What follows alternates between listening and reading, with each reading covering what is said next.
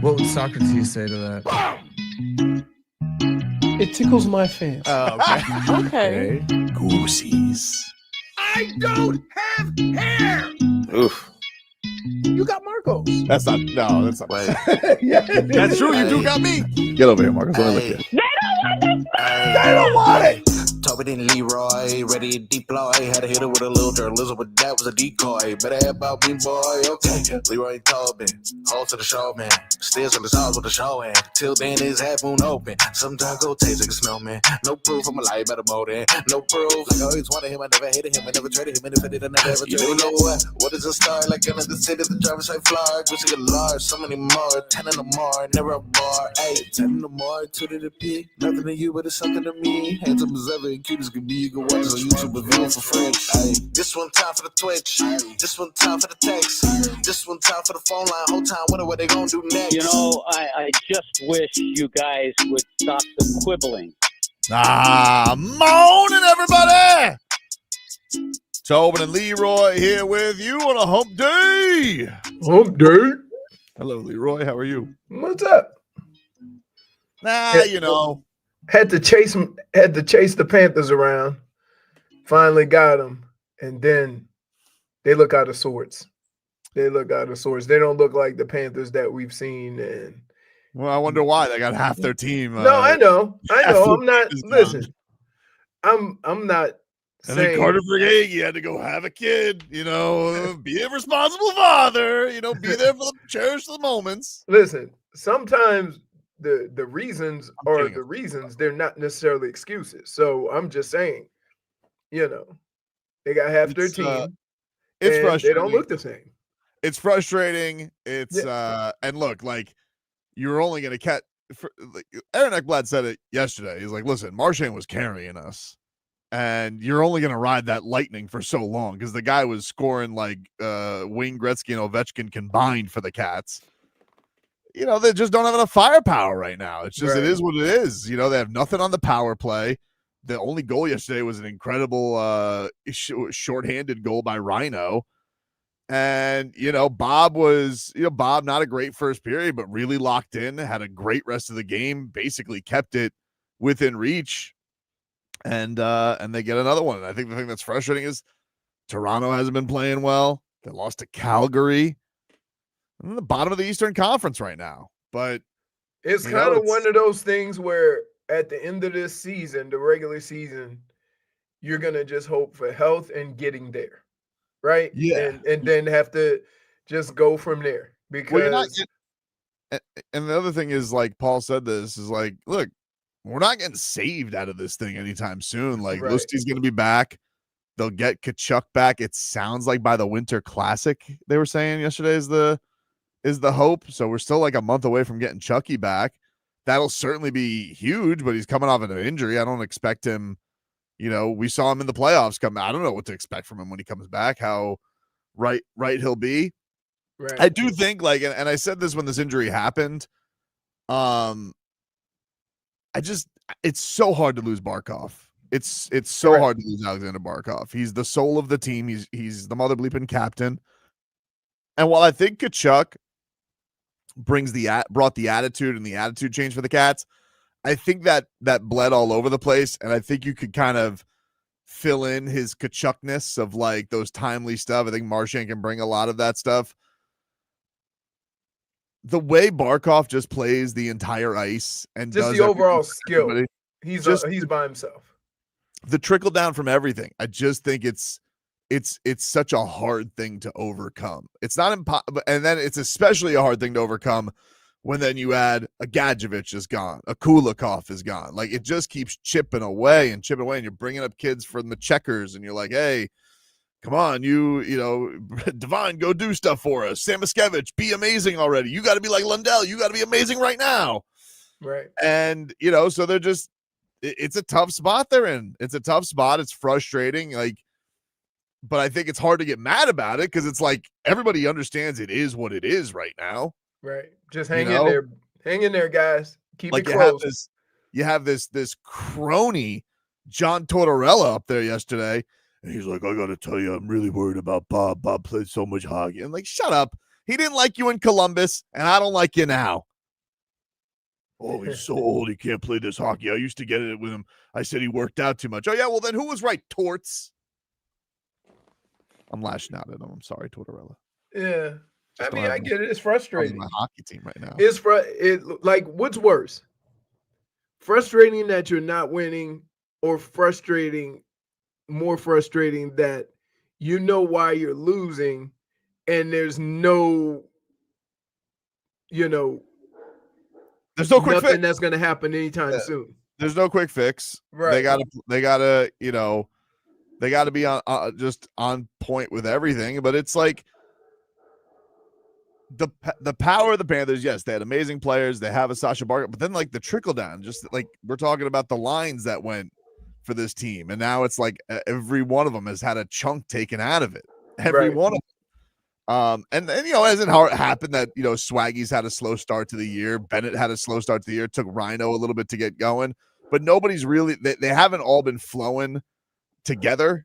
Right. It seems like for the last 2.5, 3 years, these guys have all been on the same page, all been working well together, and I just think there's too many missing parts to kind of get that groove. Yeah, they put this up yesterday. They put up the Panthers injury report. Barkov, Kachuk, Kulikov, Nosik, Gadjevich, Schwint, and Etu Losterainen. And the only guy who's close is going to be Etu whenever he's done with his accident from the burns. And Kachuk after those other guys aren't coming back anytime soon. They all got surgery. Right. So it's tough sledding right now. Let's get to our headlines brought to you by Doral Kia, home of the Pricito, our lowest price. Visit us at Doral Kia or DoralKia.com. If I get the buttons up, I'm going to play a little Sergei Bobrovsky after the game yesterday. The Cats lose. This is what Bob had to say on the standings, where they're at right now. It doesn't really matter the standings at the moment. We have to play our game and keep grinding the points. The points are most important for us. If we're gonna win every game, it doesn't matter where we're at the standing. We're gonna be there. I think that's the approach. But we have to narrow our focus and just one shift at a time. And build that and be resilient. No matter what's the score is, we have to play our game. You have to not only be focused, but you have to narrow your focus. Yes. Well, the thing that sucks about that is I'm more than sure when he sees guys in front of him, if I asked him to name 5 of them, he might not be able to. Right? Like a lot of new guys, and so like you want to stay focused, like he said, you want to narrow that focus, but that's easy to do with the guys you've been with for the last 3 or 4 years. It becomes more difficult when the guy comes up on Tuesday. Yeah. Right. No and so you got to keep, plugging along and hopefully get them on the same page quickly. But you also have to keep in mind that you can't be too, disappointed or hard because it's going to be a long trek to like maybe they pick it up quicker and maybe you get some kind of run going. But you also have to keep it back in your mind what is actually happening, what you're actually trying to do, who you're trying to do it with, and just keep, keep plodding along. And the thing that's crazy, and I think people, we don't even really talk about it because these guys are psychos, but like they reveal after the playoffs, like how many of these guys are playing like through crazy injuries as it was. Right.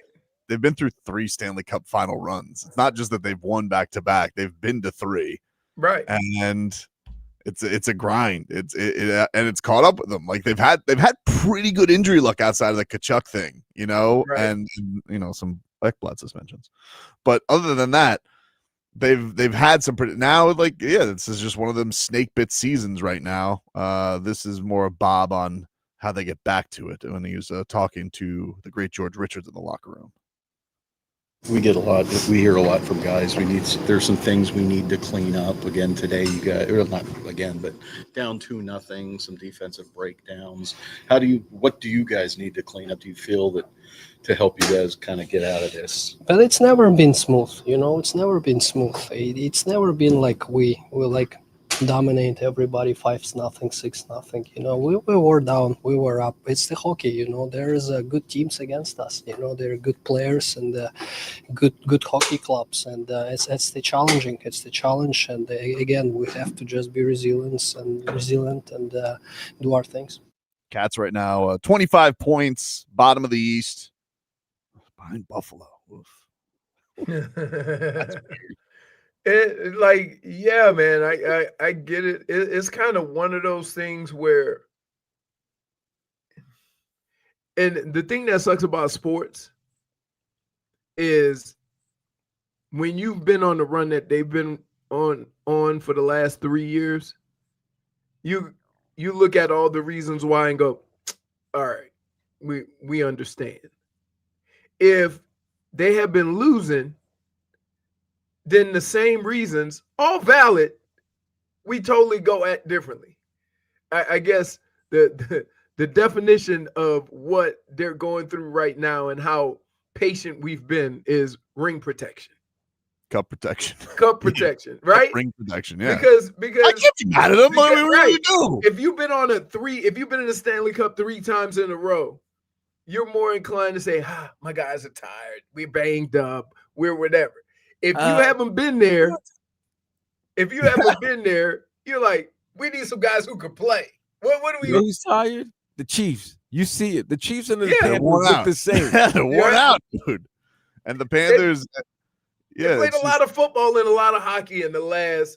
Like we talked about. You know what's the amazing thing about it is, remember LeBron went to like what 9 straight finals.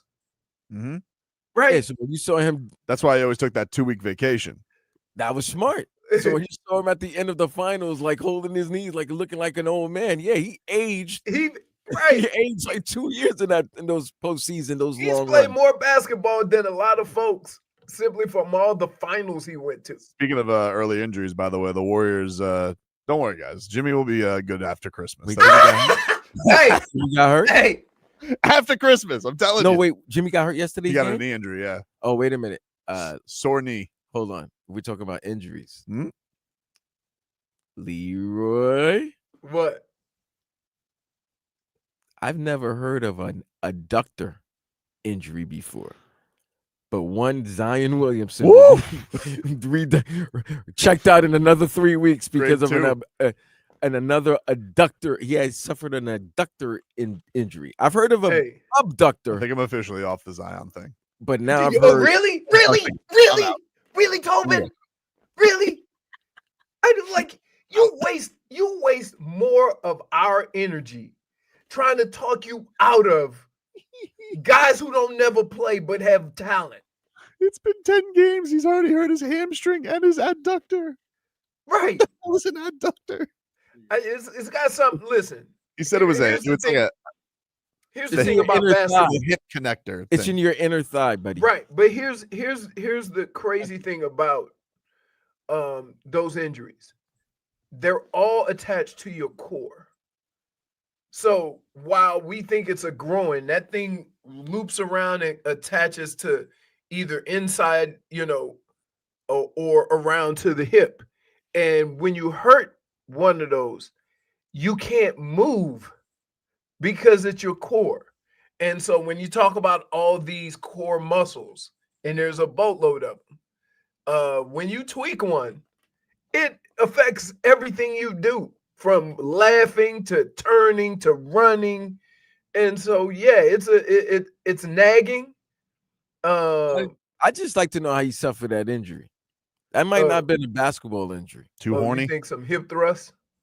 Well, we know. Listen, I mean, we've seen his stuff play out in the public scope. We've seen his MO. Right. Man. But yeah, so that when you hear those growing core injuries, you're like, that like too many things. It's not just like a hammy, right? Where you got a sore hammy, you work out the hammy, you exercise, strengthen the hammy. This is all the muscles that are affected by that. They might void his contract. I think if he misses enough games, they can do that. He's got weird outs in his contract, and he's already missed 10 games. That's perfect heat snatching Zion On the mini. on the mini. By the way, we'll hey, take a break. No, Vlad, We got damn you, Vlad. we got to take a break. We had him 15 leaving the minutes to heat. Zion stuff alone, and then you come back On the cheap? No, Wait a minute. On the Time out. Wait. On the cheap, no team, no 31. There'll be 29 other teams on Vlad, the cheap trying to get Zion. that's on the cheaps. That's his name. That's his nickname. Tobin on the cheaps. But Like, it would actually worked out the way he would want it. Hey, he could be free. If he don't play, he ain't helping you. We'll take a break. 15 minutes of Heat and Mavs tonight. That's next.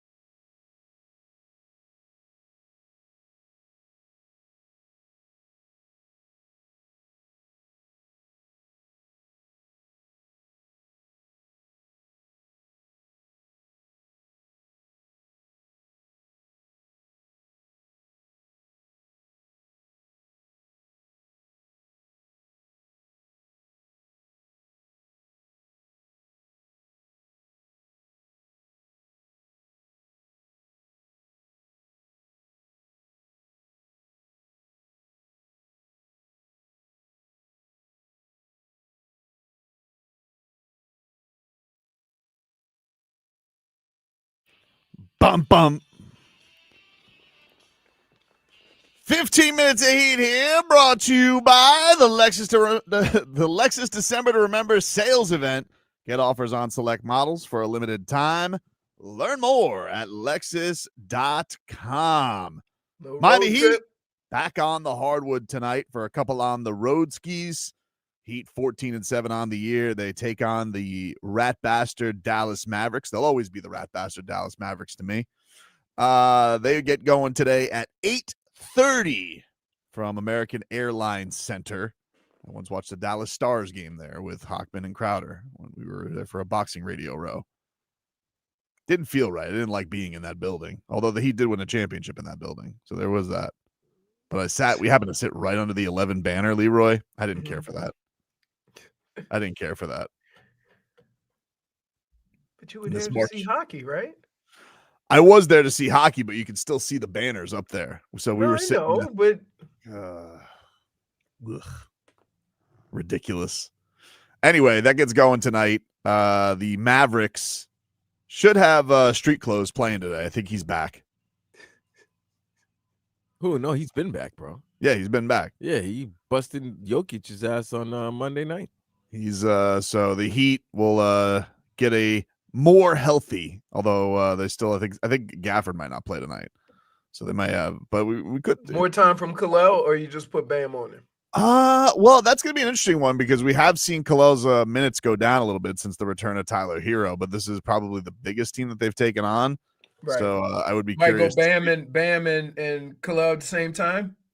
I think probably at times. I don't think they're going to switch the starting lineup, but I could see them definitely. We'll see more of that, which I think we should. You know, Cooper Flagg's been playing very well. He has been playing very well. He's going to be good. You know what that means?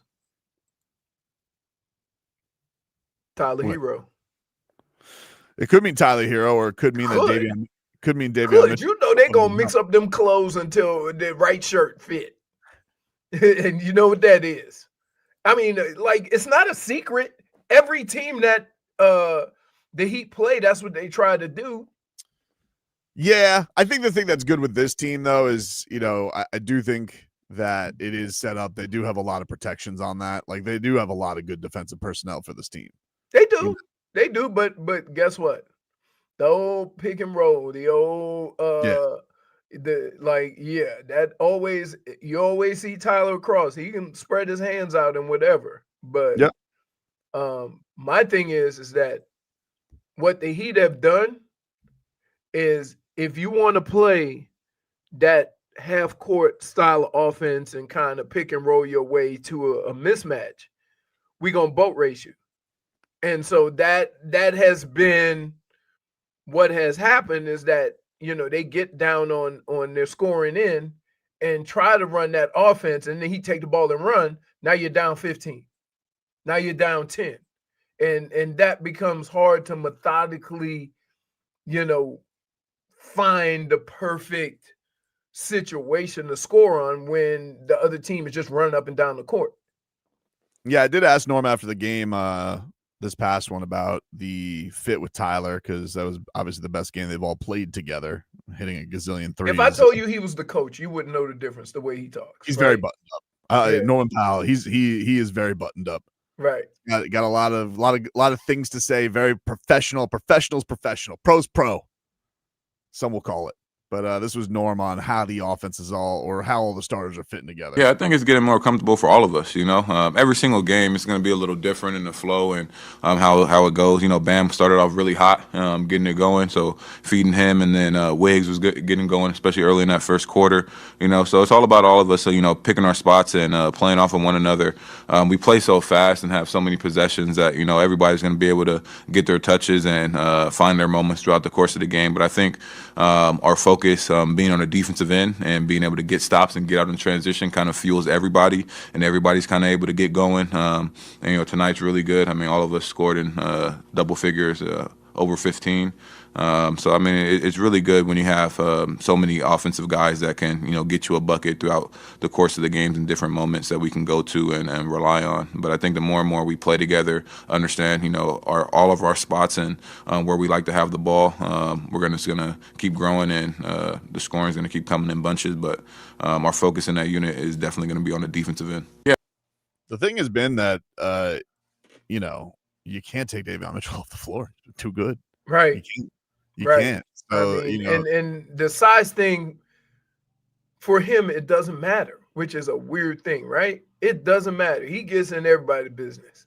No, he's tenacious. He is. He's really good, and Wiggins has been great too. So it's one of these things where tonight will be an interesting one because we could all see that this is probably a team you're going to want a little more size against. So right. What are they going to do? It'll be an interesting matchup. I mean, I think the only person that you would kind of worry about is because of the length is Davion, but he hasn't struggled against guys that have size on him. No, he was doing so now Cade had a good game, but they turned him over 8 times. He took a gazillion shots. And so now I'm just looking at Cooper Flag being guarded by Tyler Hero. Why? Just because intangible showdown? I like because he's the size difference. It's the CAWB crown.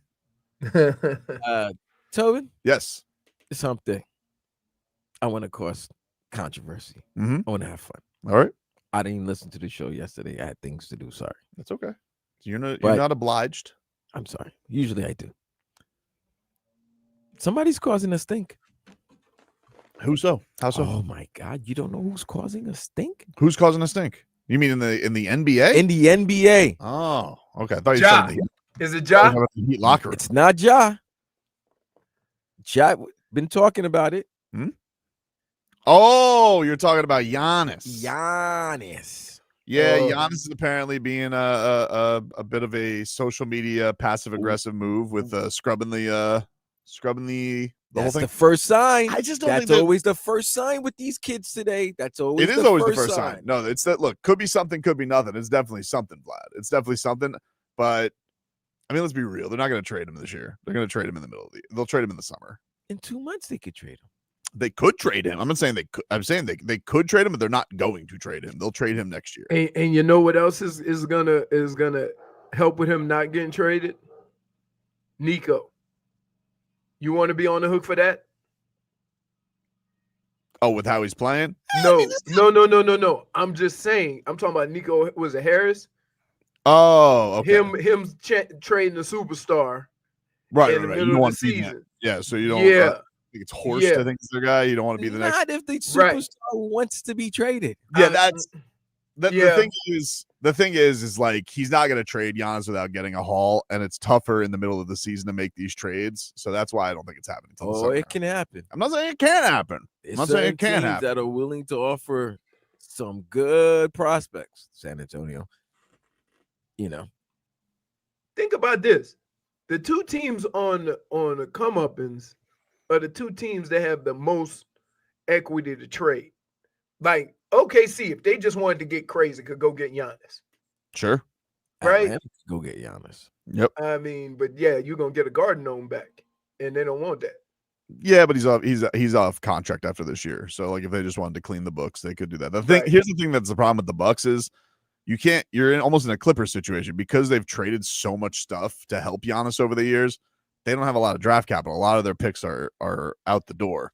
Right. So like you can't stink. Otherwise, you're gonna be watching all of your picks get taken. I mean, you could. It's just gonna be embarrassing. But if you were to do if you were to put Atlanta, for example, Atlanta's got the Pelicans pick this year from the Derek Queen trade. So that's a pretty good asset. Like they could basically go and get that's probably going to be a top 5 pick. So if they did want to do something like that, as far as the Heat's concerned with Giannis, like, I don't know. Like they don't have any blue chips like that right now, unless it's Kalel. And like, I don't know, dude. Don't worry, wait a week. Your ass will change your mind. That's what you do. I told you, I think Kalel wears special. I know. We all do. You said that about a lot of guys. You're special. Giannis is special. You think We know. Baby, Giannis you get is to bounce from special. the first round a lot, but whatever. I mean, He got a Giannis- chip. He got a chip. He got the post-COVID chip. It's the most asterisk. Oh my goodness! How many chips do you have in that time? Time out. Hold up. I know you're not saying that. What? Because if somebody won the title, if some team won the title the year before that in the bubble, you would not be saying that. It's ridiculous that they actually talk about the bubble more than the post bubble. The post bubble was ridiculous. Nobody had a break from those teams. Go look at the conference finals. It was the most ridiculous playoffs of all time. Hey, what was the year where they did back to backs? That was the year. That was the year. Post bubble, yeah. Yeah, because the season bled into the off season. Yeah, it started in like January. It was dumb. Right. We'll take a break. More to come here on the show. Back after this.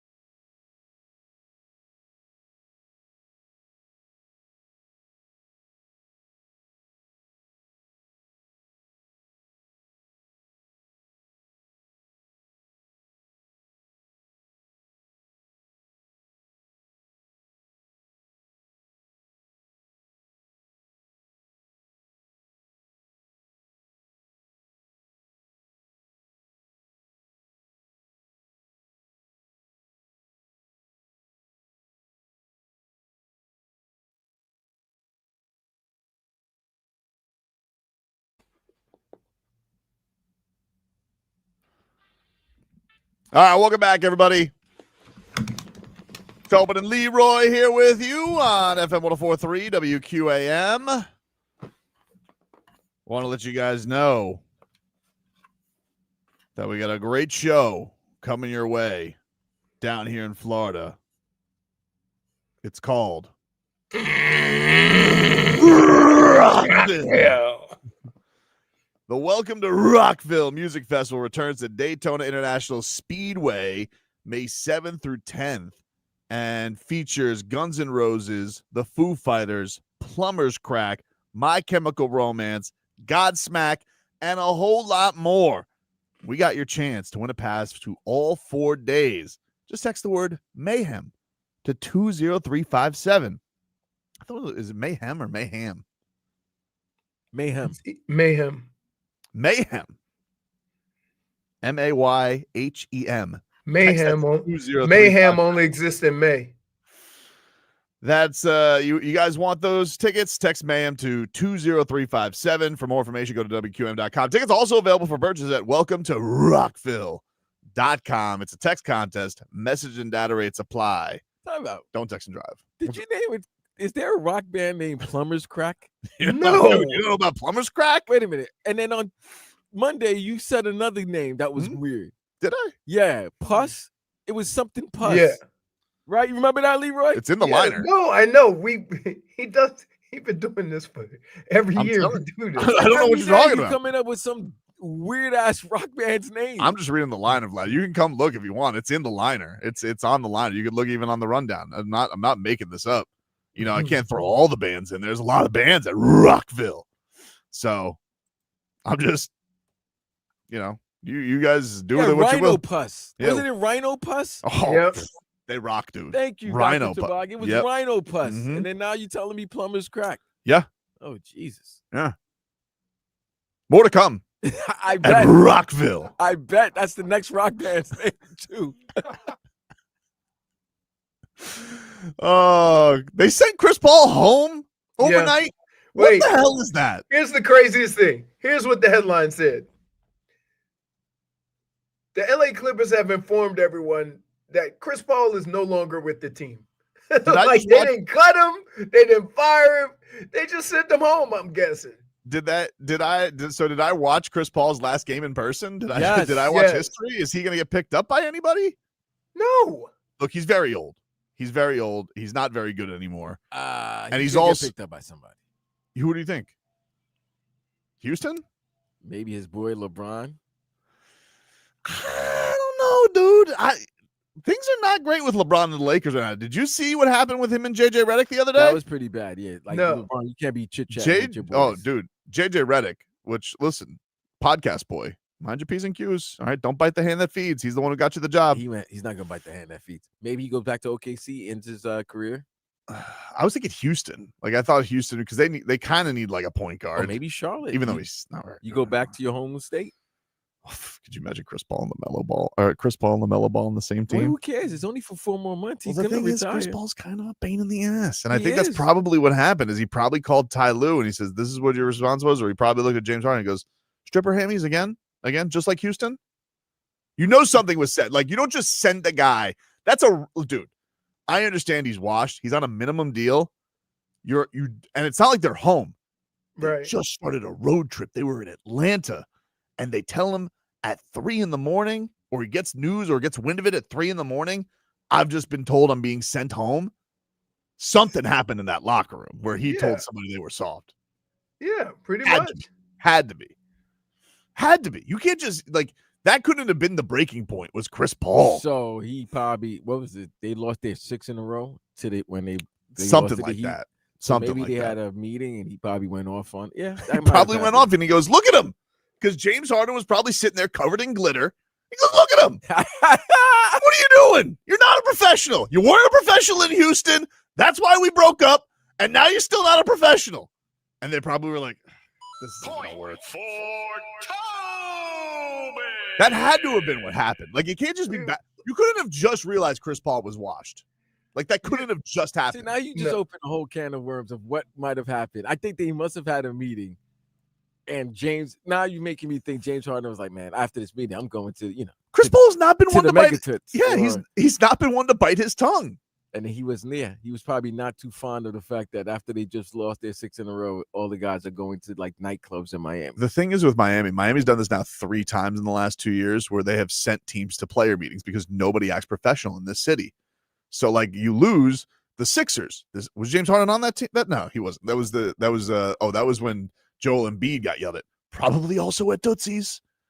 And they were like, hey, I think Kyle Lowry was the one who started the meeting. Didn't Shams have like all the details? He had a mole. God, Jesus. And he was like, hey, you're not acting professional. Stop going and hanging out with Astron. Guess what the Clippers had?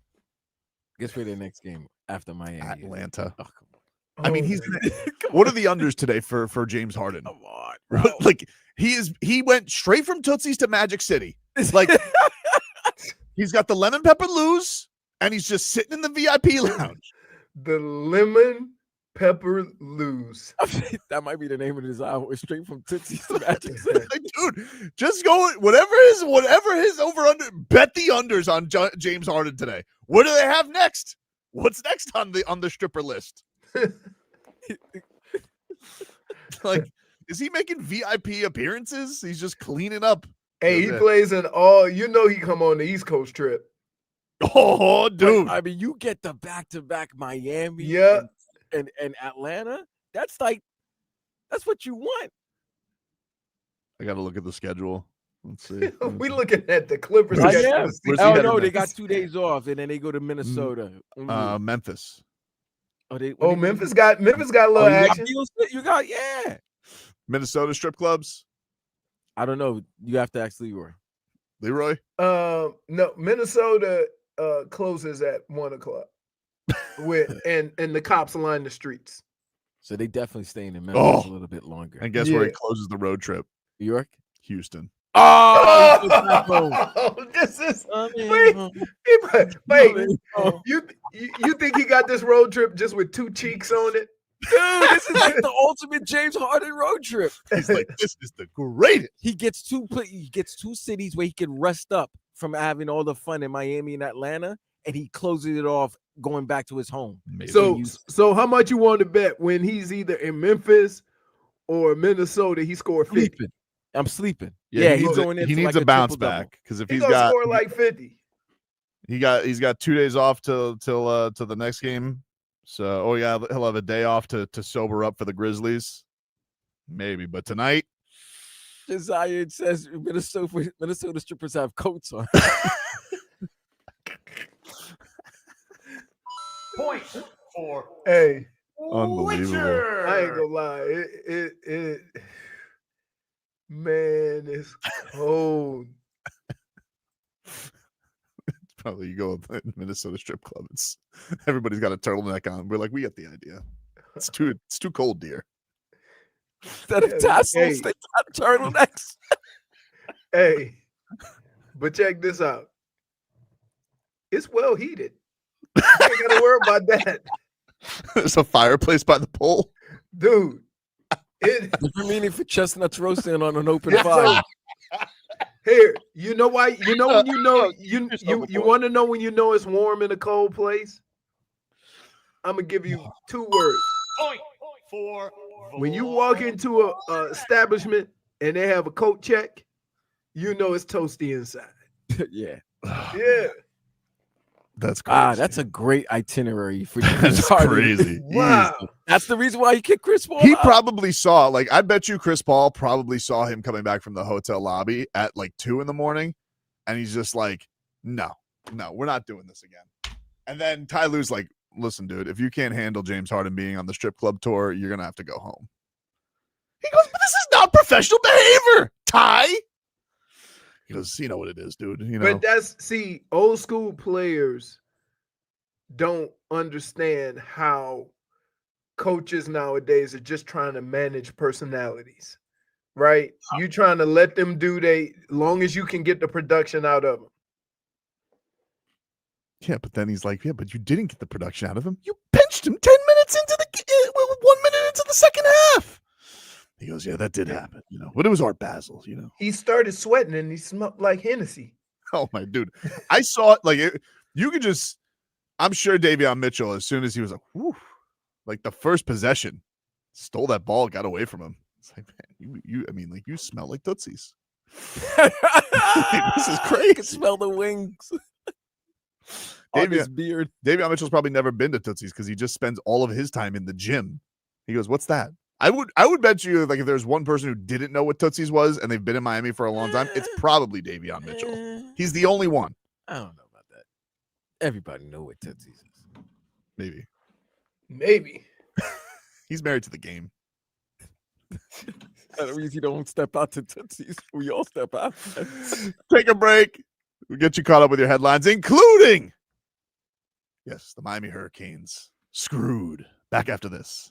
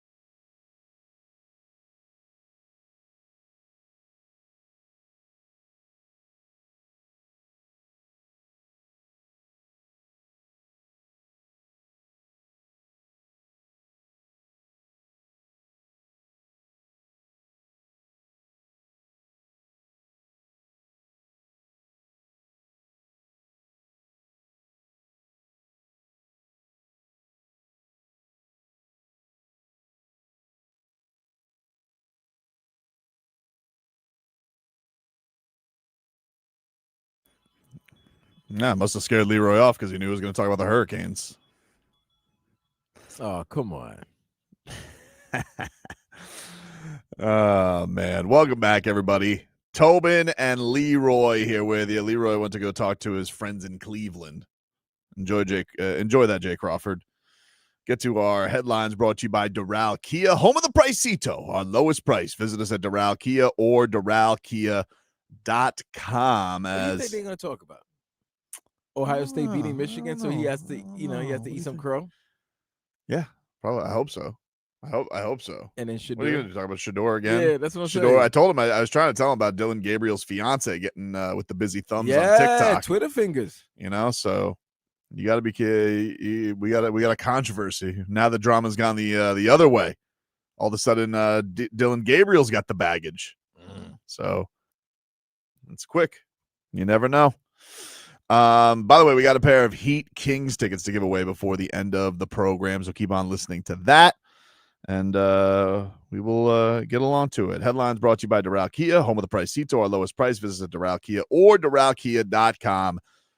So the news yesterday, the Canes were left out of the CFP bracket. They were the second team out. They were ranked 12th.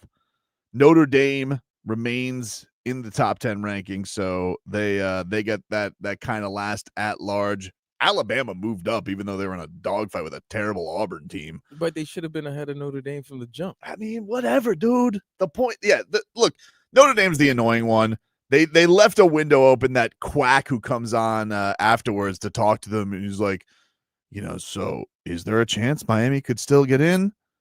And he goes like that the standings could still change even if teams are idle. He goes, chance, but like I'm like, don't, you know what, just screw you. I don't want to hear it. I don't want to hear that. Like, there's a chance. You're not going to string me along again for your stupid WWE show. And you're gonna love where it. I go and I have to watch the dumbass bracket and I got to see poor Heather Dinich up there like it's election night with her board and bracket. You know what? I'm done. College football. Let me tell you something. It sucks so bad because it is so fun. It's been an unbelievable Canes season. I have loved watching Malachi Toney, Rueben, Bain, Akheem, Mesidor do their thing. Carson Beck, pretty nice season. He's no Cam Ward, but he did pretty well. The Canes found themselves in the middle of the year. They steamrolled the last month, and it doesn't matter. Just, you know what? This is the thing that is such horse bleep and why everybody is falling out, because it's like 4 teams that matter to the sport. That's it. It's whatever the SEC is doing, Ohio State, Michigan, and Notre Dame, and that's it. That's all. That's the only people in the club. And if the Canes want to get through, you better be undefeated. Like, them's the rules. They don't treat the ACC the same. They've treated and I can understand. Look, FSU, they got screwed when they lost their quarterback, and I was pissed about that. And I hate FSU because it's like the things that you watch week in and week out do not matter. It doesn't matter anymore. It has no consequence. They make it seem like the biggest deal whatsoever. And it's just infuriating as a fan that you have to hear this cockamamie explanation from everybody.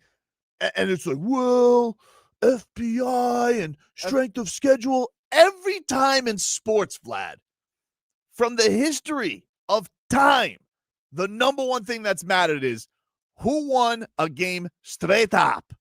And it doesn't matter. They just told you it doesn't matter. Tobin, they got you. It's stupid, They dude. got you, Tobin. I'm out. Got you. I'm out. You say you're out. I'm out. And then on Monday morning, I'm out. when the University of Miami is in the college football playoffs, They won't be. Yes, they will. They won't be. Yes, they will. They just told they're not going to be. They will. The fact that the fact that Notre Dame went down below Alabama after crushing Stanford, they just basically said they're putting Notre Dame and Miami in the same pool. And if BYU loses to Texas Tech, okay, Miami and Notre Dame are the 2 teams that will look to see who will take the final spot in the college football playoffs, and the head-to-head will matter. For a team that was 18, now they're the second team out, and the team that's the first team out is the team ahead of them. If BYU loses to Texas Tech, which I think they will, when they get manhandled, Miami and Notre Dame will be the 2 teams and they let you know this is what they wanted. They wanted No. that. It's TNT, baby. Nope. We want drama. They're not having. It's not gonna happen. You I know what? love drama. They're gonna want to. They Here's what's gonna gotcha. happen. Here's what's gonna happen. They sucked you They're in. gonna do that, and then they're gonna keep Notre Dame in. They're gonna. They will not. That's the only reason that guy didn't say they got no shot. That's the Fair. only reason. Totally. Because it's one of the juiciest things that they have to talk about, and they're keeping Notre Dame in Totally. there. I know how this is gonna work. They're not gonna put Notre Dame in ahead of Miami, Dude. They're not. They just did. They're not. They don't play anymore. It's over.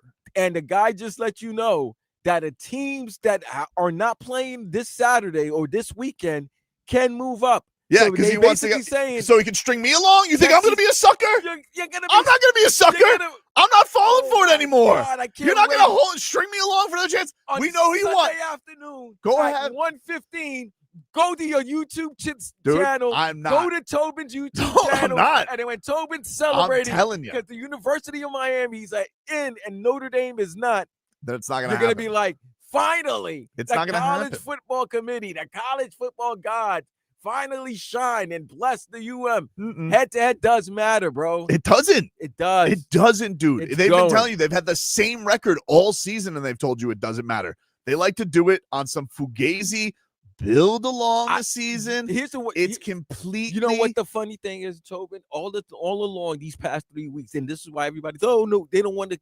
They do this to set you up. This is gonna be WrestleMania 40, okay? UM is Cody, all right. Notre Dame is Roman Reigns. No, and at the end, head-to-head will matter, and UM will be in the college football playoffs. The problem if BYU loses. Here's the problem. To put a wrestling analogy in is Notre Dame is John Cena. That's how they treat him. We're Hornswoggle. And he's retiring. We're Hornswoggle, dude. No, we're a bit player. We're not treated that way.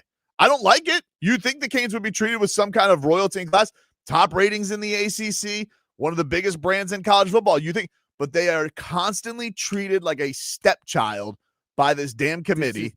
It's ridiculous. And it's always ridiculous. And I'm tired of dealing with it. And I'm not watching this stuff to tune in and have to do, oh no, you guys are different than we're different. It's like, dude, this SEC, it's so fluffed up and it's so fugazi with how good they are. And every single year they keep it telling you, oh, well, you're going to have SEC. It just matters more. It's like, does it? It doesn't seem to matter at all, because when you lose to an ACC team, Alabama, doesn't matter. But if the Canes lose to an ACC team, death sentence. Time out. I mean, they lost to an ACC team first game of the season. But Vlad, then they ran off on a gamut. Like you Vlad, go 4 consecutive weeks against ranked teams, and you won 2 of them on a row. This is my problem, though. The season is the season, and I get you. If you're gonna make the first week matter with all of these huge games on neutral sites, if you're gonna make it seem like the Super Bowl because you want to have your own NFL week before the NFL starts, then you need to treat the games with that magnitude all year. And the problem is these frauds like to come in here with their beak and be like, no. Now it matters because we're making the rankings. It's like, well, who cares? Narratives to sell that weekly show in November when it begins in November. I've heard a lot of pundits say that that show should not happen. Just wait till this weekend and then you give your top 12 teams, because that's what they're basically doing. They basically sit, and I give Leroy credit for this. He said eventually this will matter. Head-to-head will matter when everything's all said and done. They're not even the first team out. They're the second team out. Okay. But if BYU loses, how about this? Both teams are out.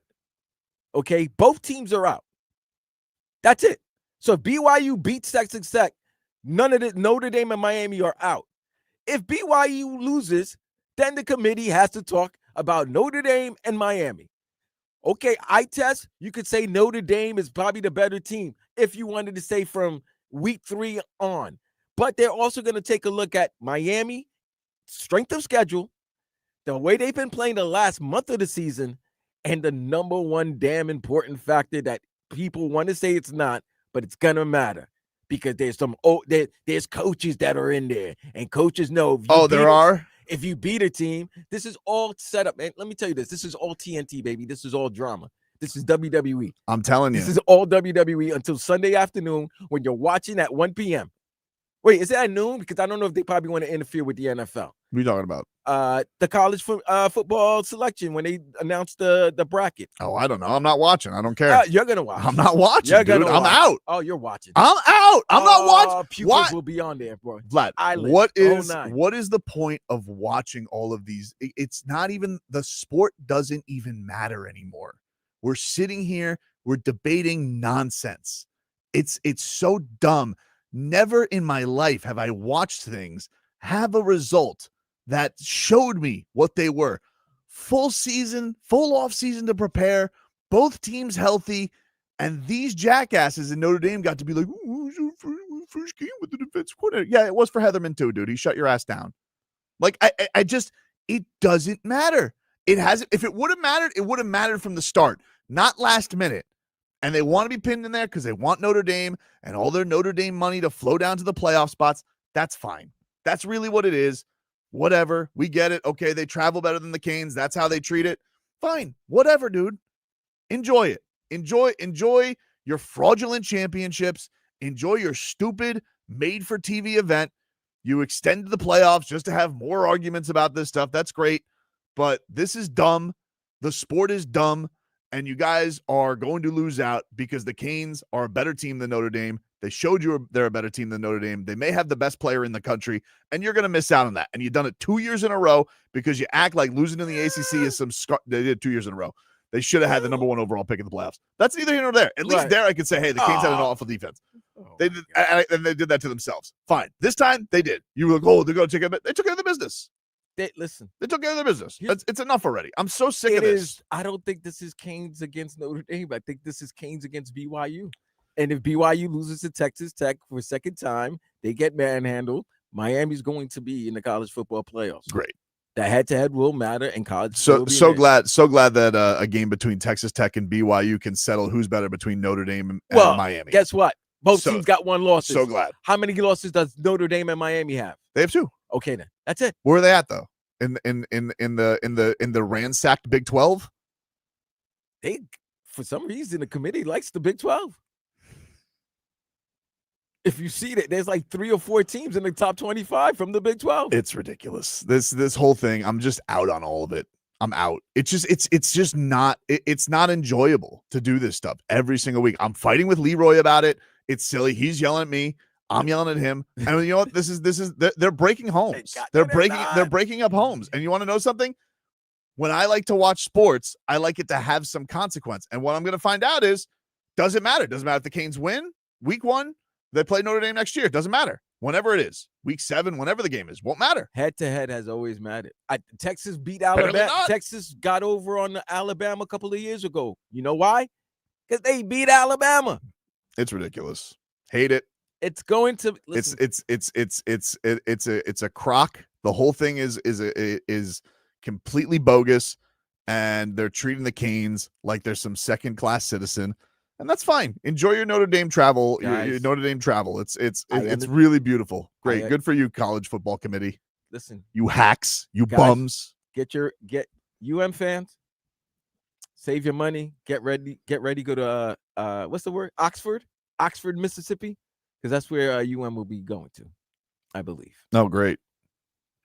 Yes, UM will be going to Oxford, Mississippi to play at Ole Miss. I don't think so, dude. Yes. Mm-mm. They got you. They suck you in.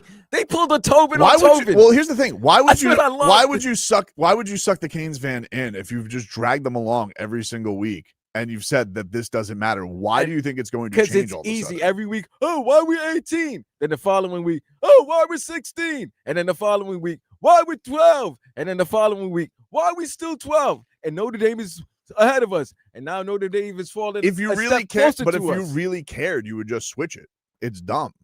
Like, because you could sit here and you could have those same consequences of BYU knocking them out the next week if BYU wins. And I'm going to tell you why. And I agree with this was Leroy's point, because the years have shown historically that UM in a situation. But there's no games anymore. No, and right.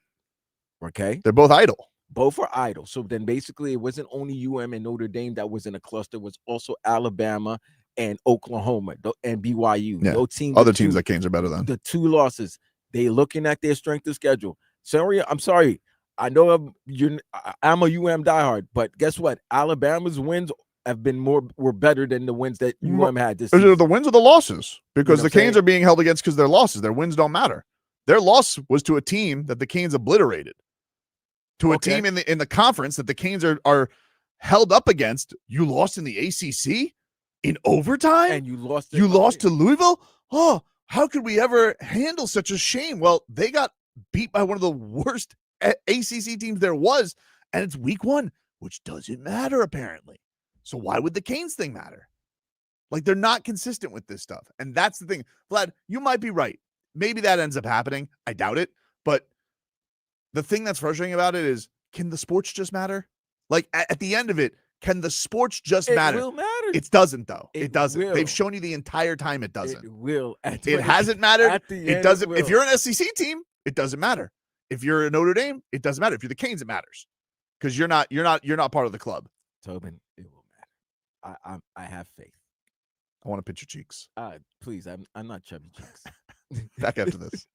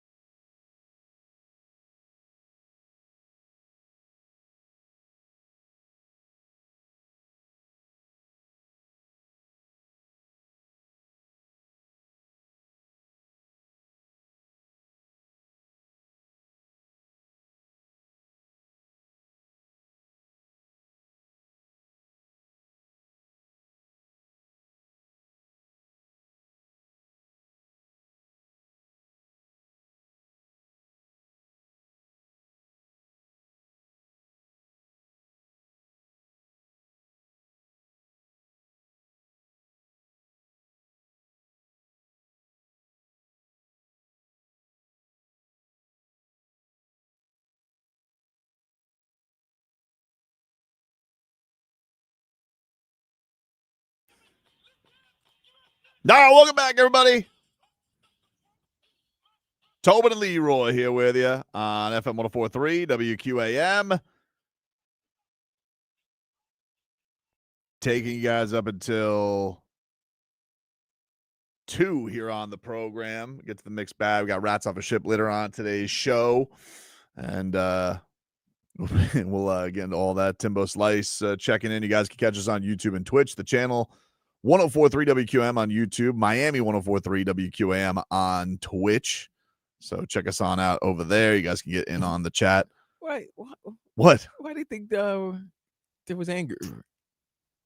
Oh, because they probably thought Leroy was going to be here for this. No, Leroy might be ducking the smoke.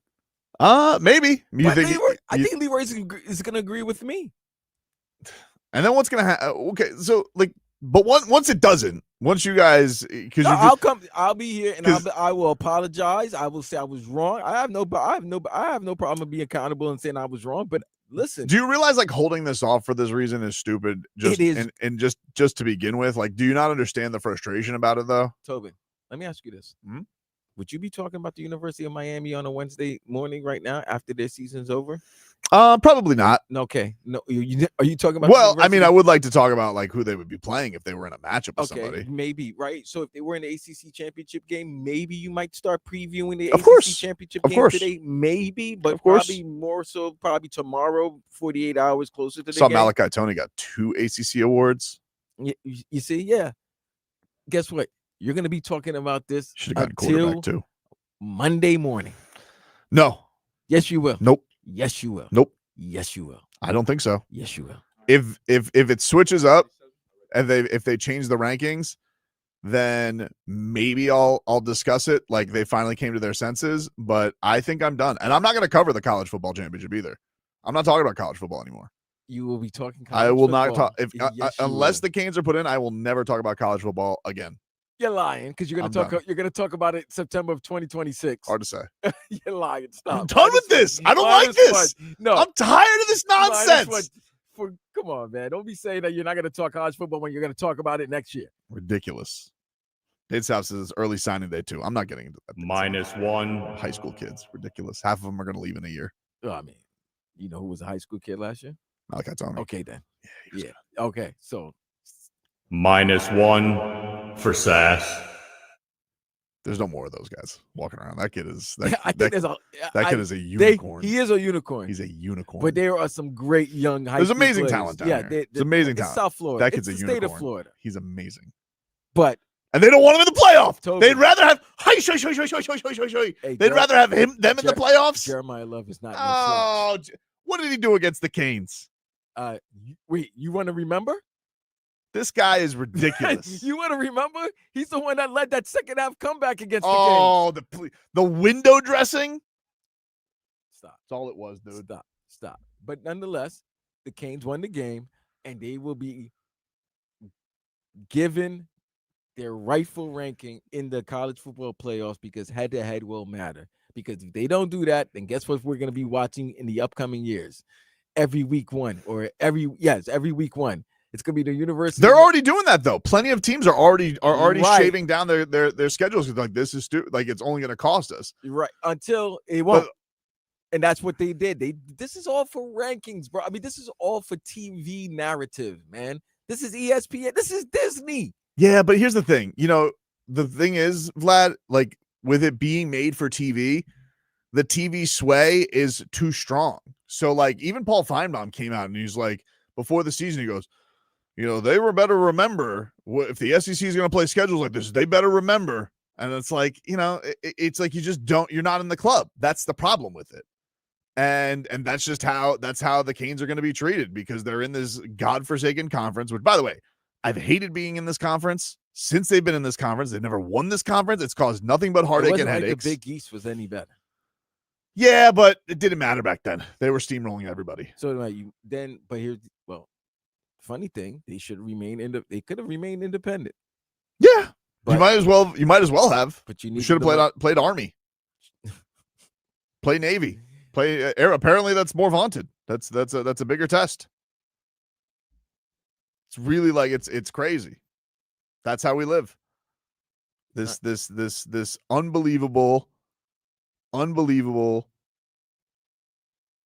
just nonsense that we have to watch.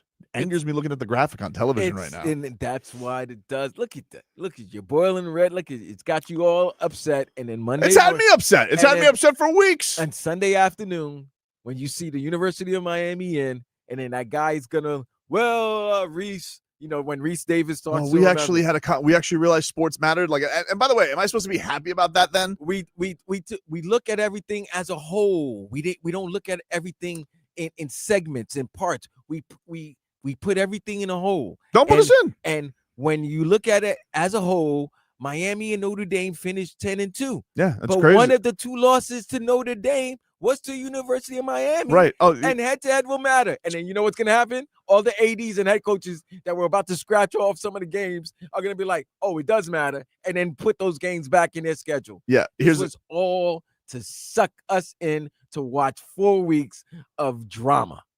Yeah. Here's the thing, though, dude. They're not going to do that because they could have done it yesterday and they didn't. They needed one more week of it. They want one more. Yeah, one more week to string me along. No, sir. Yes, because guess what? Everything fell to place on this past weekend. Please.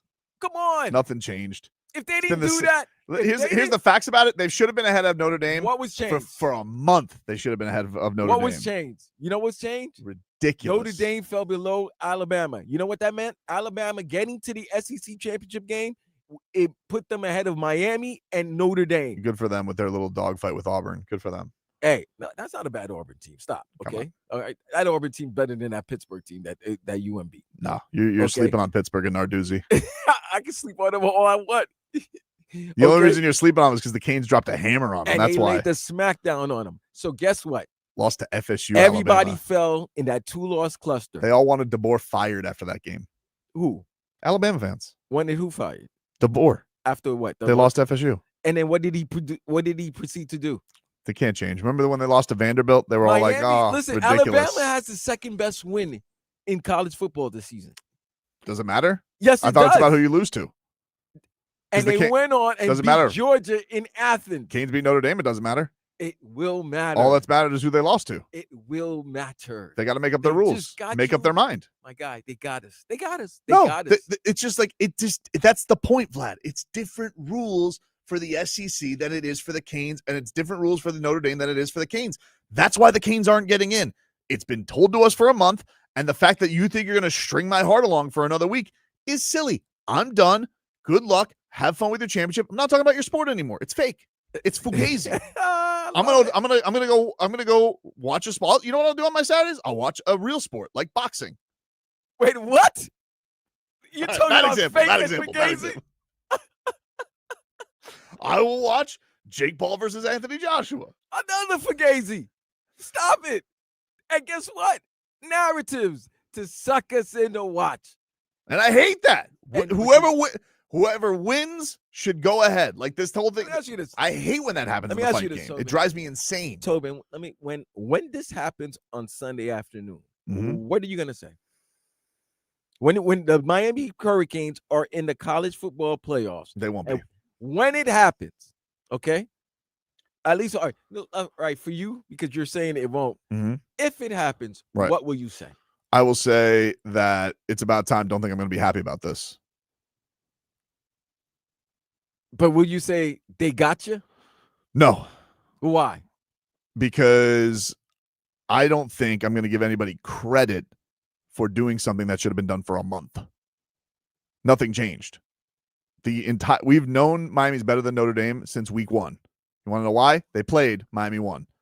Nothing has changed.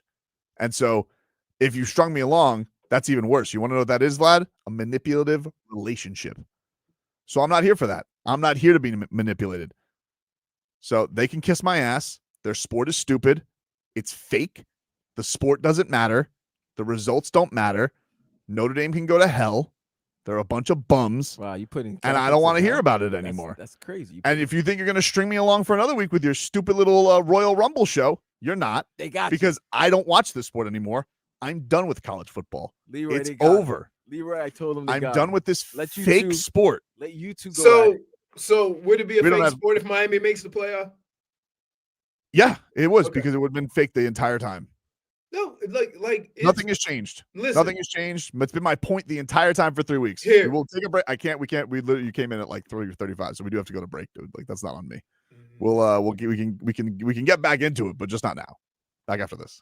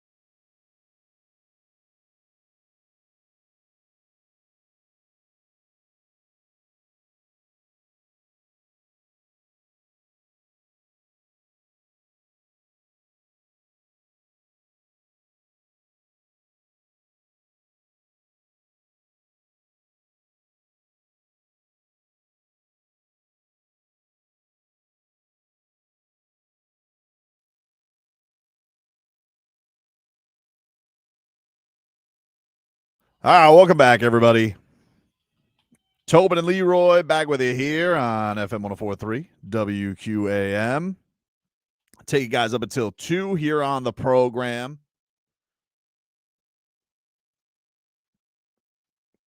How was Cleveland, Leroy? He just got in. How was Cleveland, Leroy?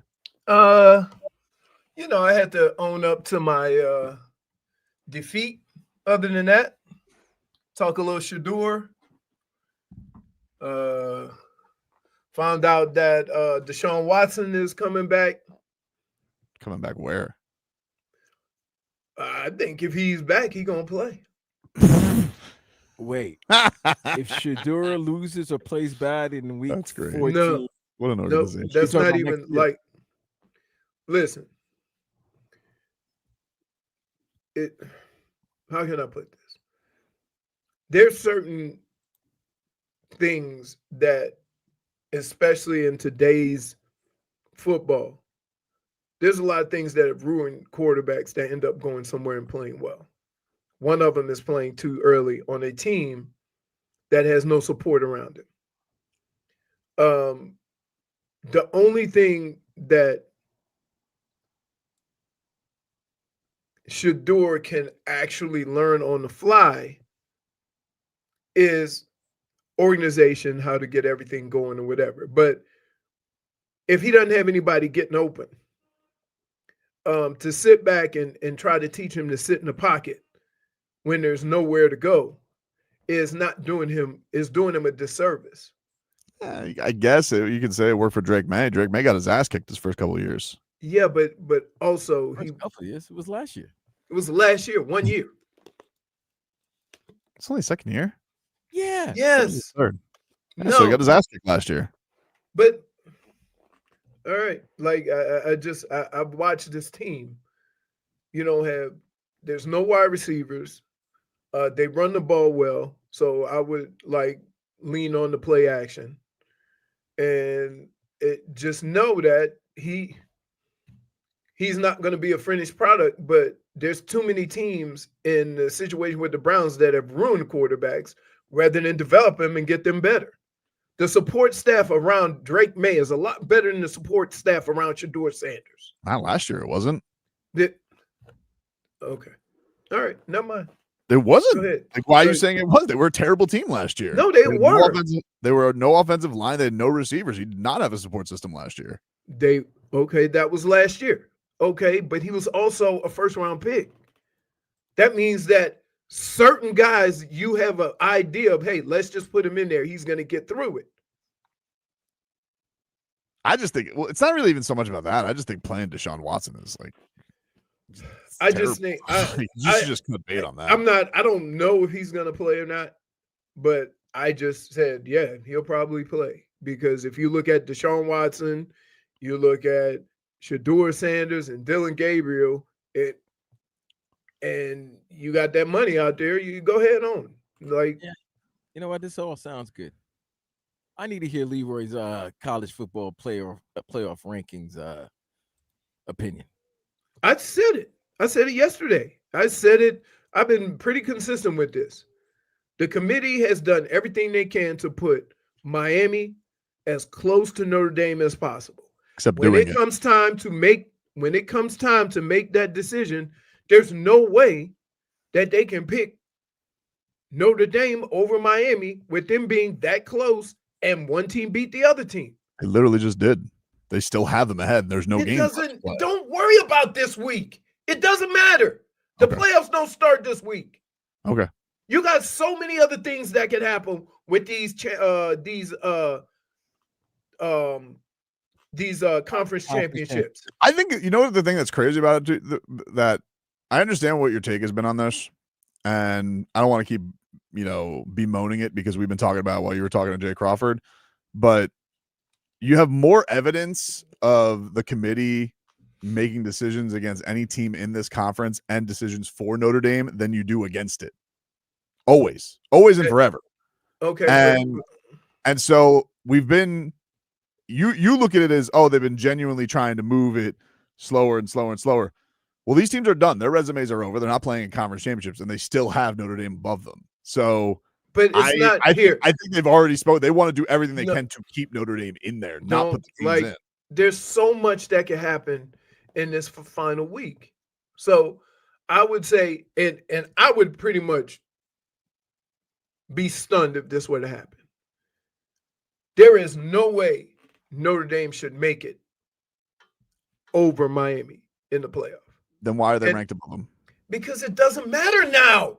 They ain't playing the playoffs this week. Who cares? Because their resumes are done. So what left can care? Because there's so many championships that have to happen. Your argument can't be who cares. I'm asking you, what is the logic for a committee to have 2 resumes done? Their seasons are over. What is the logic now to have Notre Dame above them? Because it doesn't matter. It doesn't matter. You're not playing the playoffs. Wait till you know what's going to happen? Let's see what happens between Georgia, Alabama, BYU, and Texas Tech. There's a lot of things that can happen. The playoffs are after next week. Okay? The fact that they're appeasing anybody right now doesn't matter. They're not playing the playoffs this week. Who cares? I've cared about this for a month. I know, but it doesn't matter. They're not playing any games. But it doesn't make it has no sense. My point, Tobin. But it's not the point. The point is their system is dumb. You're arguing something that hasn't happened yet. Okay. It's been literally happening to us for the last 3 weeks. And the point is they're not playing any playoffs yet. So I just want to be clear here. When they don't get in the playoffs, which is here's the conundrum I'm in. Like, I want them obviously in the playoffs, even though this is a dumb wrestling thing. But the point is, you guys have been arguing, don't worry about it, which, by the way, has been like the tale of time when somebody sees something down the horizon and you say, oh, no, it'd be cool. We get that all the time here. The cameras are going to work someday. You know, like if you keep being told it's gonna happen, you get strung along until the time is out. And we've been told a message from them the entire time that the game that these guys played did not matter. So say what you want about no, just let me finish. Say what you want about what's going to happen this weekend. Okay, fine. But Leroy, the Canes and Notre Dame are done. Right. Their seasons are done. The records are the same. One team beat the other. Another team's ranked above them. There's can you say right now, even if there were no games this weekend that have nothing, and by the way, none of them have anything to do with Notre Dame or the Canes, is there any reason today that Notre Dame should be ranked ahead of the Canes? Forget about TV. Forget about product. Forget about the bracket will become. I'm saying last night. Let's say last night was the final boss. Is there any reason on God's green earth that the Canes should be ranked behind Notre Dame?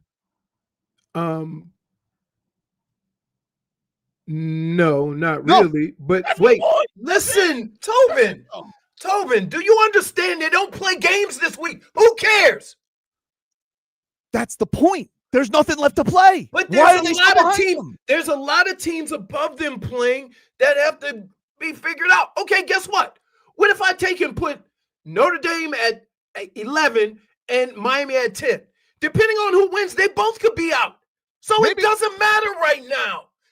It doesn't matter until they start playing the damn games. You've been saying, okay, but you've been saying that, and they've been stringing it along. Who cares?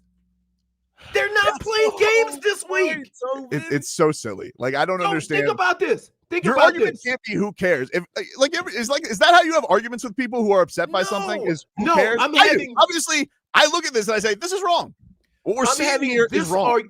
I'm having this argument for this moment because there is so much that has to happen or that's going to happen next Friday, Saturday, and then the selection committee on Sunday, that I believe that this will work itself out. Now, there could be a situation where neither team makes it. Because guess what? If Alabama beats Georgia and if BYU beats Texas Tech, you're both out. Well, I think Bama but lose is going to be in. But who cares? At that point, it's like that I can understand.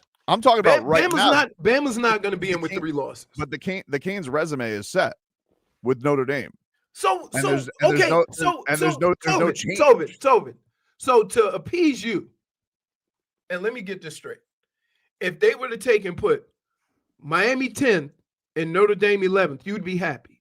Even if it could also mean neither team makes the playoffs. At least it would make sense. But even if it means neither team can make the playoffs. But at least it would make sense.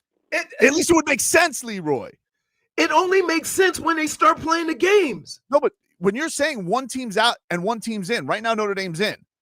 If you want to say both teams are out, but Miami's ahead of them, okay, at least it makes sense. I don't like it. Like, they still think the Canes are a playoff team, but at least it makes sense. I don't have much of a leg to stand on here. You just don't want Notre Dame. You just don't want Notre Dame ahead of Miami. It's literally been ridiculous the entire year. So two things, guys.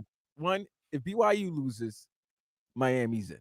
Right. Okay? Second, here's the other thing. I don't think they and the committee showed you that last year. Depending on how you lose in the conference championship, they're not knocking you out of the college football playoff. The fact that Alabama was ahead of of Notre Dame, they kind of setting you up to.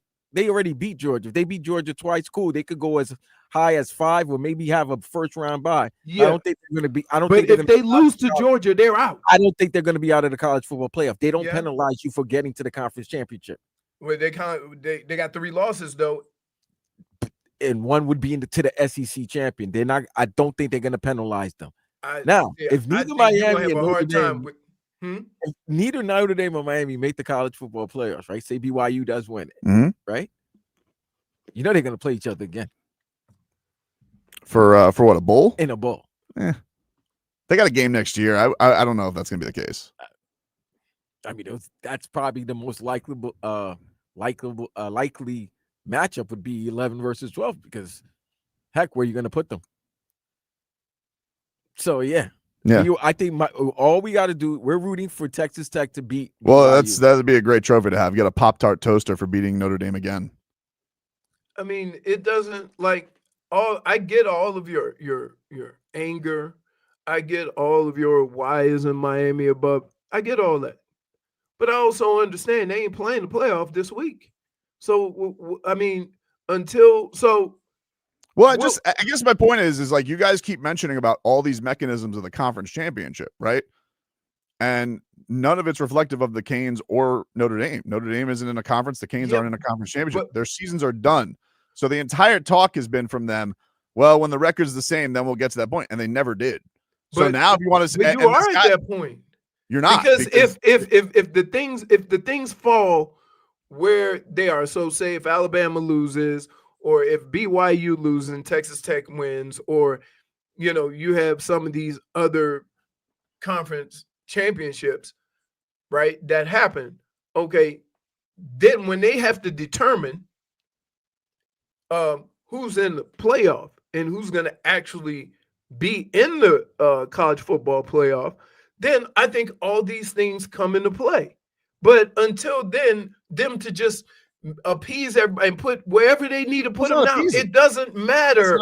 But it's not it does matter because you've said they're not in the games. So but that's the point, Leroy. And I don't understand why this keeps getting missed by you. They did play a game.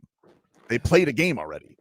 And it's not been taken into account the entire time. And now you're going to tell me in a game in a weekend where both of these teams don't play, then I'm supposed to have the faith that these guys in a room who are the entire time have said that game doesn't matter. Now I'm supposed to have faith that the last time they get together, they will say, if everything breaks, that they're going to pick Miami over Notre Dame. Here's what I would say. Regardless of where they are in the top 12, regardless of where they are, if you're 9th, 10th, 11th, or 12th, there's so many things that could happen ahead of you that push you out. And then if somebody gets pushed out, then I believe that the conversation you're having right now will carry more weight because Miami beat Notre Dame. But to have this conversation now without all the stuff that's going on, you do realize if certain teams win or lose above you, both of you guys could be out.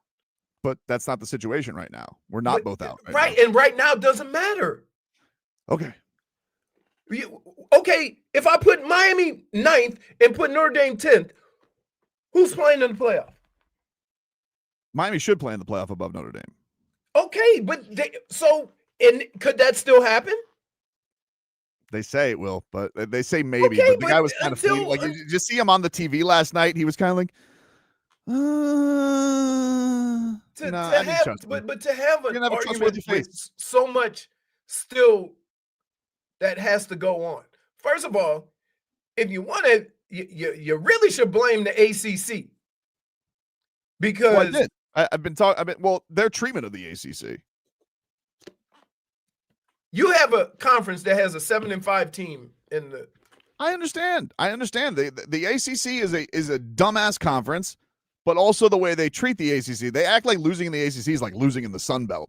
When Alabama loses to an ACC team, no bigs. Who cares? All right. Well, like I don't know what the conversation is going to be when Miami makes the playoff. When the whole time I've been telling you until they play the games, this argument doesn't matter. But they did play the games. I mean until they get the actual 12 who are playing in the playoff. You actually said technically. I just want to be clear about this. Yeah. You said last week, once the Canes took care of business, you would then say the Canes should be above Notre Dame. You said that. And have I not said that? Well, now you're saying have I not said that? But now you're saying it doesn't matter. Now I have to wait another week? Saying no. What I'm saying is that even if Miami was 10th and Notre Dame was 12th, it still would not matter until next Sunday. But at least it would be correct. Do you want to be in the playoff or not? Or do you just want to be ahead of Notre Dame? I want to be ahead of Notre Dame, and I want to be in the playoff. No, but mostly right now, the most important thing, though, is making the playoff, right? Yeah, correct. But the signs that they've shown, you're reading into it too much. I'm not. You are. They've told me they don't want us. I don't want them. Their sport is dumb. All right. They gotcha. They don't have me. They do. How do they have me if I don't care anymore? You do care. Why tune into the games? You're I know what you're doing. It's tiddlywinks. You're doing that. I don't really care, but watch. And then when they do it, it's like, yeah, I knew it. I'll watch for the real. I'm gonna go for the Golden Toaster for the Pop-Tart Championship. That's my championship. That's the only thing we're allowed, apparently. Miami will be in the college football playoff if BYU loses to Texas Tech. That's plain and simple. Great. I'm glad a game that has nothing to do with the Canes instead of the game that did have something to do with the Canes. But guess what? Neither of the teams right now. Okay, Notre Dame is in the college playoff ranking, but that's only because BYU is in. We don't know what the outcome will be in the Big 12 championship. If they win the championship, guess what? Both BYU and they lost to Northern Illinois last year at home and got in the playoff. Like, they get to play by different rules, Notre Dame. Notre Dame is not in the but now your complaint is about Notre Dame. Well, that's always been his complaint. Yeah, I know, I understand that, but I thought we were talking about whether Miami should be in the playoff or not. Why should it? -1. Yeah, let's take a break. Back after this.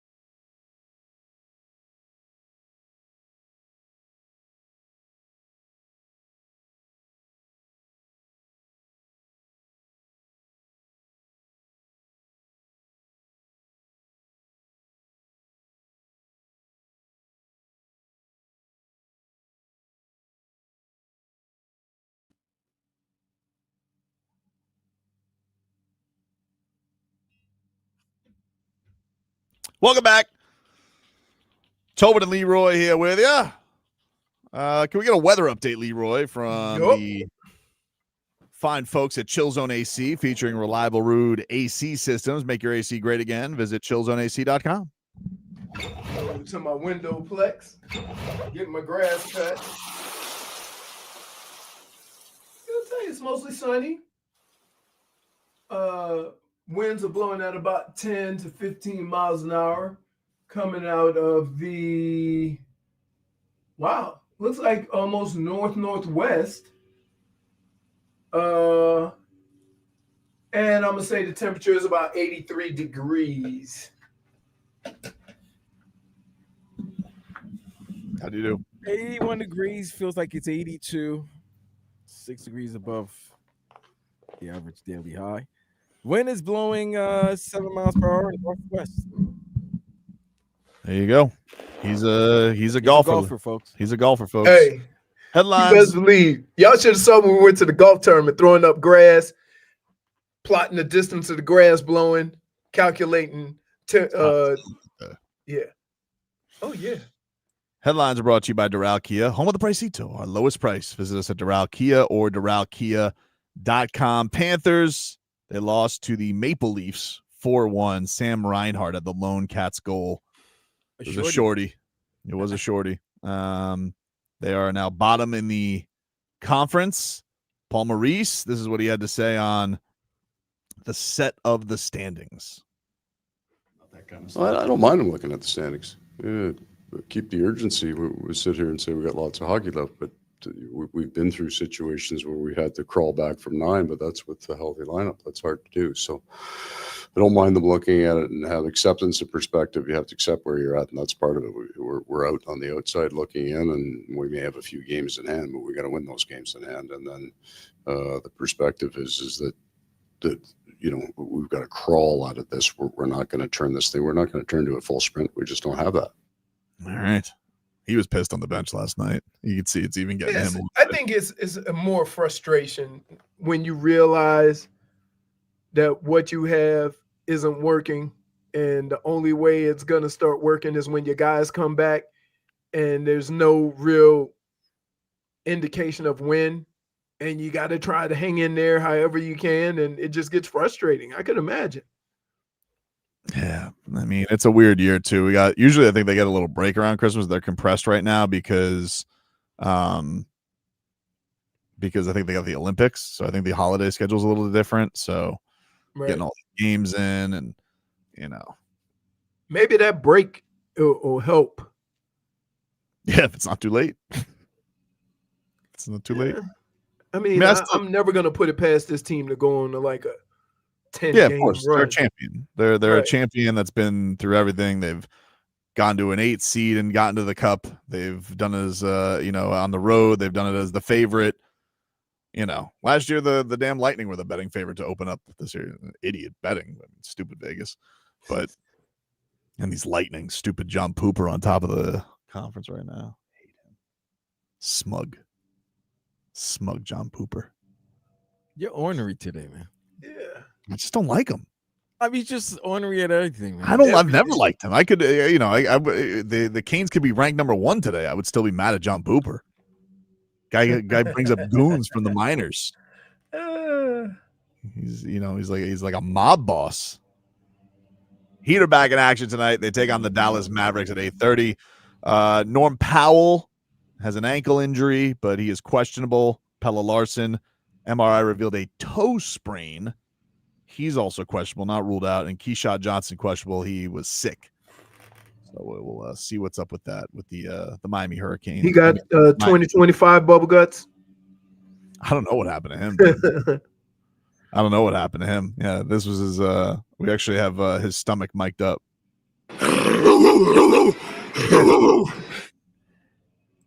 Back at it tonight. Woo. By the way, shout out to the Hurricanes basketball team. Jay Lucas beat Ole Miss yesterday. All that if they thought that the Lane Kiffin angst was going to end with the Canes, not so, my friends. Canes win 75-66, gave them their first home loss to Ole Miss. Likelihood that's not the last time University of Miami will be in Oxnard. or Oxford. Oxford. I like to say Oxford. Oxford. Bunch of ox nerds over there. There's. Shelton Anderson led the Canes yesterday with 18 points, and 9 rebounds, 5 assists. So big game for Henderson. Good for him. Canes get that win. The Clippers have sent Chris Paul home. Now all the details are kind of starting to trickle in. Is it What happened? Who did he get after? Apparently everybody. According to Lou Williams, he wanted to meet with brass and call people out because that's what Chris Paul does. Chris Paul's accountable. He holds people accountable. It's kind of a known thing. This is Chris Haynes. He just tweeted out sources. Weeks ago, Chris Paul requested to have a meeting with Tyronn Lue to discuss allegations of being negative presence on the team. Lue refused to meet with him. Lawrence Frank traveled to Atlanta to deliver the news of parting of ways. Paul desired his final season to be with the Clippers, as of course his whole family lives in LA. Tough. Lou Williams is saying, he said today on Run It Back on FanDuel Network, he said CP3 was holding coaches and players accountable. He was critical of the front office, and that was the straw that broke the camel's back. I mean, was he wrong? He probably was sitting there on the bench and he goes, "You guys traded Norman Powell for who?" But also, we really thought the Bradley Beal thing was going to work out. You did? I could have told you it wasn't going to work out. I should be the GM. I mean, it is pretty amazing that you send somebody home while sending him home saying he wasn't wrong. Right? Right? This guy this guy's trying to make us do a better job. Get him out of here. Right. Doesn't that sound kind of crazy? It does sound crazy. Like, look, he was right, but we can't have none of that. This guy, get him out of here. But did you see him Chris play, Paul, though? you know who Chris Paul was? That didn't help. Did you see him play? Like, Drew Joyce was mopping him. I know. He's old. Okay, then. He's supposed to be a locker room guy. Talking all this nonsense, and you not Vlad, helping. Vlad, the way the world works is, if you're gonna talk that much trash and hold people accountable, you better be good enough. Well. You better be playing well. Correct. You can't be 40 and not playing well and then trying to talk trash. Even with his credentials, it ain't got nothing to do with credentials. UD could throw a chair when he wasn't playing. But that's UD, and the organization thought differently of UD than he didn't just sign on with the Heat for his final year. He's an enforcer. He's not a point guard. Chris Paul feels like he's the guy who was too honest on a corporate survey. Yeah, we know about them corporate surveys. Hey, Anonymous had a bunch of names on it. There is no anonymous. There is no anonymous. All right, guys. There's no, don't be afraid of any feedback on these. It's like, all right, Lawrence Frank traded Shea Gilgeous-Alexander for 2 bums. Also, Norm Powell for slow-mo. It's like, this guy, he's holding me too accountable. Next thing you know, Chris Paul's having wine with Steve Ballmer. He's the GM. Right. Wow. So Chris Paul gets let go by the Clippers, right? Yep. JJ Redick had a wasted time out because old ass LeBron wanted to start talking. Yeah, LeBron's just hobnobbing, and he's just shouting at LeBron. Get to the other side. LeBron. To the other side. I got to call the timeout now. Not listening. It's like, yeah, because and LeBron just seems like he's just at the point right now. He's like, I'm old. I don't care. I'm sorry, JJ Redick. I got you this job. I'm not coming. You got your Slovenian. And I got a no trade clause. Come on, man. Why are you talking to Dylan Brooks? You hate him. You. Take a break. More to come here on the show. Dolphins getting set for the Jets. I think they're going to lose. Back after this.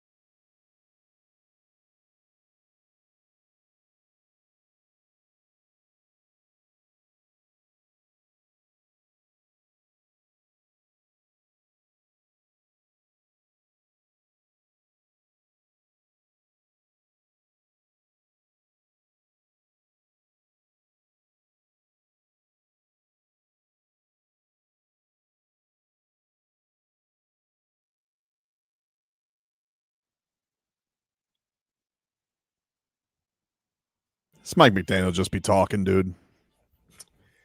You just getting to that point. You know what? It stuns me every time. I'm just like, how can you have this many words to say about one topic? What are you talking about? Mike McDaniel. Oh, he's just talking, dude. You know, it's like listen to this press conference today, and you go in there, Barry Jackson asked you about 4th and 1. You're like, I got 5 minutes on this. 5 minutes on 4th and 1. Kidding me, dude? He wants to hit every variable. I told you he answers one question like he's going to answer all the follow-up questions within that one answer. Yeah, but you know what? You know who else does that? Spo. He still does it in 60. He gets it done in 6. Spo will do that. He likes to do his, whatever question you ask him to start a game, he does game recap. Spo will be like sitting here. He'll be like, Spo, great game against the Clippers tonight. Yeah, Davion was great, and Andrew Wiggins and Bam's shooting, and we all came together, played good defense. He tries to do that. This guy, he's just yammering. So much stuff to say and just nothing to say. What? Then he has the audacity to be like, I would love to put a muzzle on. Why am I nervous about this game this week? I don't feel good about the way the team is playing right now. I know they've won, but I don't feel great about specifically Tua. I don't like the idea of Tua going on the road, even if it's against the awful, awful Jets, Leroy. He's not good in cold weather. I saw Joe Shad. He tweeted this out yesterday. Projected 38 degrees at kickoff for Dolphins and Jets. Tua's 0-7 in his career when the temperature is 46 degrees or colder at kickoff. 46? That ain't even cold. That's brisk, dude. That's not 46 ain't bad. 1 and 8 is great weather in December. Yeah. For football weather. Yep. You would wear shorts. The only time where football gets, once it gets around like 35, underneath 40, then things start getting a little frozen. Right. Oh, but it might be windy though. He always windy up there. It also says he's 1 and 8 when it's 50 degrees or colder. Wait, really? Damn.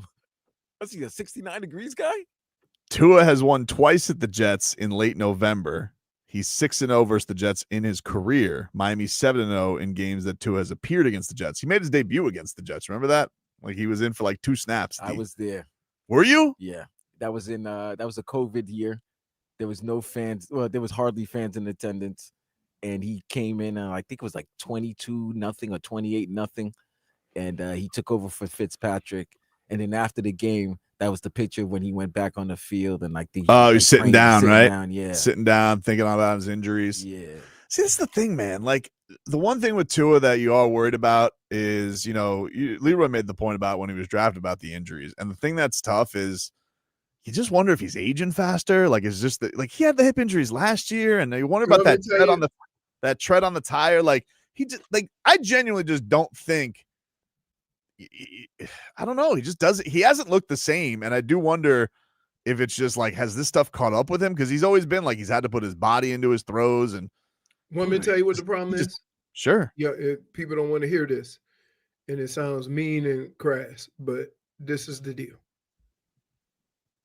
Tua didn't work as hard this offseason as he did all the other seasons because all he tried to do was put on weight. Wait, was this offseason the one where he was portly? Yes. Okay. So there's ways of doing things. You remember how thin he looked, but how mobile, how fleet of foot he looked, how footwork was last year, and then he got hurt. Yeah. And everybody said it was because of his weight. Yeah. Which it wasn't, by the way. And so then he put back on the weight, but he's not fit. Right. Not like the bulky and so weight. he looks sluggish at times. Told you. And man. so what I would say is now you go into this offseason, you get your body in, you put in the work, get your body into tip-top shape. You can play the same way, but you're going to look different. You're going to be able to move a little bit differently. And the thing that I've noticed last year to this year was even when he was running foolishly, he looked quick and sprite, right? Because he was thinner, he was in better shape because all the stuff he did in the offseason to get his body right. And now he looks kind of sluggish. Lethargic. Like everything, right. And so that's a perfect example of putting weight on the wrong way. Well, so what he needs to do in the offseason is get in better shape, get in the gym, get in football shape. I don't want to hear about jiu-jitsu. I don't want to hear about none of that garbage. Jiu-jitsu is important. You go get into football shape, and you'll see a big difference, and people will say, well, what happened? And I'm telling you, this is what it looks like. Everything else stems from that. I don't want jiu-jitsu taken straight. Jiu-jitsu Tua was the best Tua we ever had. No. You just like the fact that you think he can defend himself. It was the best Tua we had was jiu-jitsu Tua. Well, that was a mouthful. That's what I'm saying. No, say we are in season now. Lots of guys are out of shape in off season. Now you're missing the point.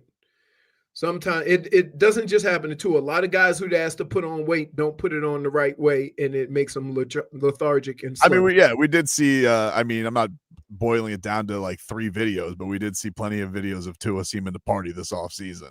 A lot of beers in his hands. A lot of like a beer belly. He went beer belly Tua, not swole Tua, not slim Tua. Right. You know, he tried to get that Peyton. He doesn't seem to be moving as well. And here's the other kicker. Because you've had so many injuries, that's an easy place to put that. You understand? It's an easy place to put that and say, oh, his body is it, but his body looks different. He looks bigger. Do you think there's any wear down though on that, or is that just not working that out? Because we know he had the hip injury to end the season last year. Yeah. So I don't know if that puts him on the shelf or he was afraid to press that, just wanted to rest. I don't know what the answer to that is, but like the idea that, do you think like he can get that snap back, you know, sure. on his throws? Absolutely. It's one of those things that you kind of get a feel for what best fits your body. And sometimes at some positions, I did it. Like when I first got into the league, they asked me to go from 215 to 225. So I rode that for a minute, and then I felt like, I couldn't move. And then I dropped like 10, 15 pounds, and I was good. But you kind of have to kind of get that feel for what you have to be honest about, how you have to be the best, go out there and perform.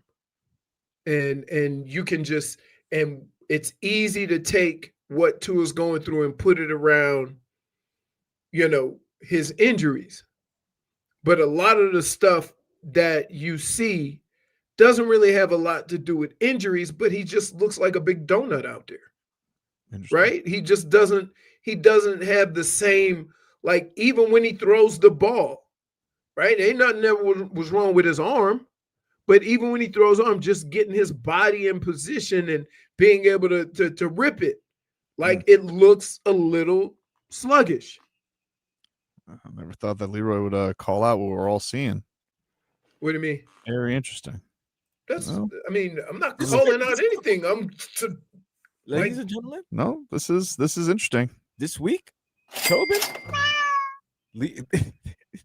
Leroy's been calling out Tua this whole week. That's fat cat syndrome. But dude. it is what it is. Like it happened. And the thing that I'm talking about, it happens to a lot of players that sometimes feel that, oh, I need to be bigger in order for my body to be able to withstand this. And then what happens is you get bigger and now you can't move as good, or you're not as, because you didn't do it the right way. Would one say that he hates Mondays more? Maybe likes lasagna a little bit too much?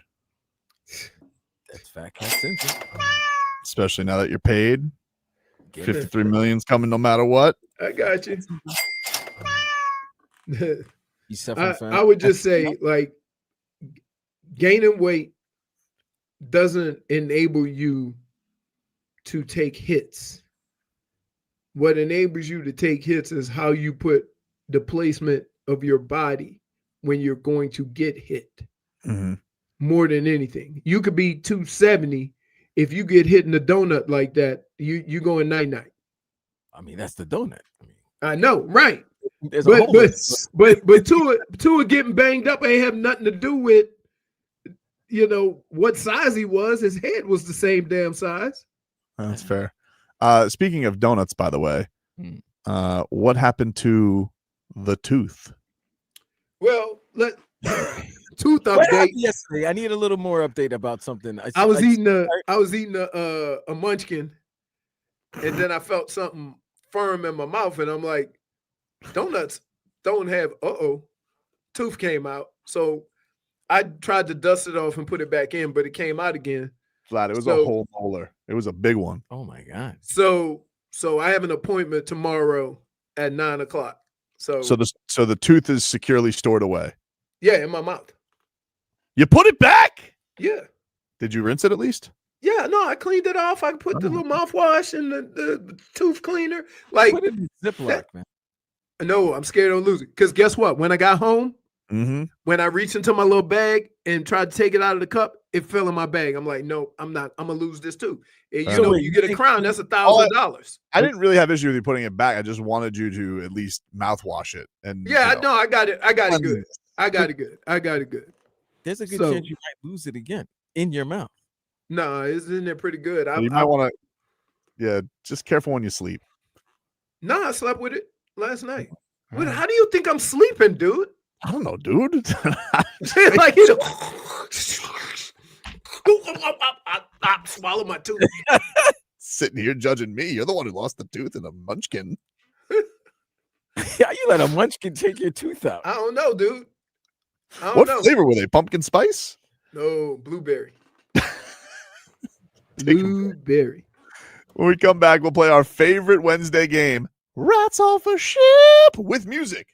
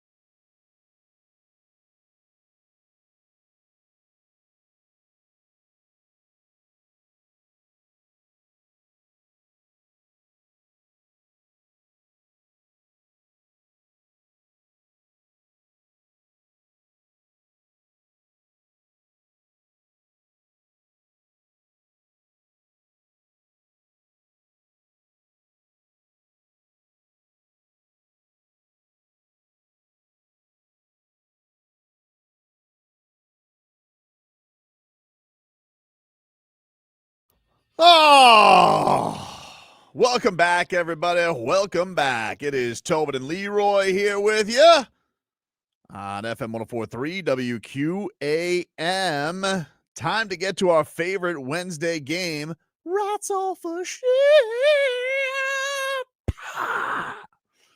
Hello, Jennifer.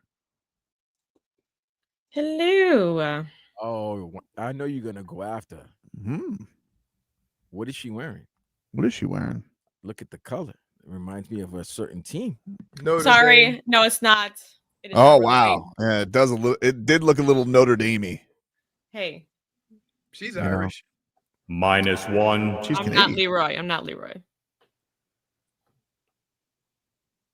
I'm And saying. I don't know what her heritage is, Fig. but she is Canadian. She is Canadian. What do we have today, Jennifer, for Rats Off a Ship? Well, I know we've been talking way too much about the Hurricanes, so we're gonna go ahead and tone it down a bit and maybe bring in some chaos. We have drunk raccoons making me? another appearance. What do you mean? We have a drunk raccoon, apparently. Oh, my God. Wait. That was caught in the scene. Oh, he's knocked out. He was on a bender. Poor little boy. Look how cute his little feet look. Wait, is he drunk from toilet water? What is he Okay, wait. drunk I from? actually have. So, in a Virginia liquor store, a raccoon broke in and broke bottles, got drunk, and passed out in the bathroom. Wow. Huh. Wait a minute. That tequila will do it to you. I mean, what? Well, how does the raccoon even know to go after the liquor? He's knocking it over. He sees I liquid. don't know. They're gonna drink it. So you think like he just his fat raccoon ass knocked over the liquor by accident in a Yes. panic because he's like, why am I in a liquor store? And then he goes, intrigued. And then he was just like it. And then he Maybe drank he was so like much. dropping things. They were all falling. They're spilling everywhere. Started sipping on it. He could have been drinking wine. I mean, even animals know that cold water when you're drunk is in the bathroom.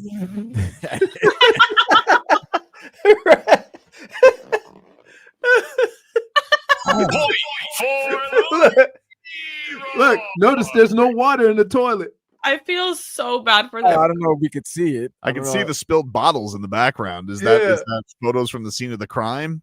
Yeah. Yes. Oh my God. I And feel every, like I every had drunk- downloaded more of that. Let me see and every where I got passed it. out drunk knows there's nothing better than the bathroom floor. It's Yeah. cold. Yeah. Cold. It's cold. Yeah. Man. I'm not rats off a ship. It's the holiday season. Everybody needs to get their drink on. I'm not raccoon off the ship on this one. Yeah, I'm not raccoon off Oh the wait, ship. look. So Yeah. I had it was on my phone. I had more. Look at this. Oh, he was on a He went on bender. a Oh bender. my goodness. Oh, No, I'm rats off a ship. He's got a problem. The whole aisle. He's is got a full. problem. He go He was wait. mixing. That's why he ended up You know on what the the next floor. you know what the next video is gonna be? Hi, I'm Ricky. Ricky Raccoon. Hi, Ricky. I've been sober for 2 weeks. he gotta go to AARA, Raccoons Anonymous. What if he got let go during the holidays? He thinks the holidays is happening. He What, just he's went a on show bender. raccoon? Yeah, he's a show raccoon. Come on, man. Could you imagine showing up and Poor seeing, baby. oh, somebody broke into our store, and then you go to the bathroom and the raccoons passed out on the floor? Oh, I would like. Run that picture again, because that's a lot of That's a bottles. lot of I- balls. I would go to the cameras and just watch. Yeah, there has to be like you would think an ABC's Is got to have that a security. Hennessy bottle? I Oh, believe so. That's There's a a brother lot. There's raccoon. also a lot of mini Nah, bottles. in the bro. store. That's That's a a- Henny bottle? that's a brother. That's a brother raccoon. Brother raccoon. Yeah. Yeah. He's going through it. He's going through it. Nah, Wait, if let he's me in get the this bottle of Henny better. like that, he's going through it. Nah, man. I'm not He raccoon. said that raccoon partying like he plays for the Clippers.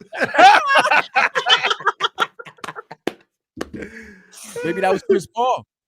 Nah, you know Chris Paul ain't drinking.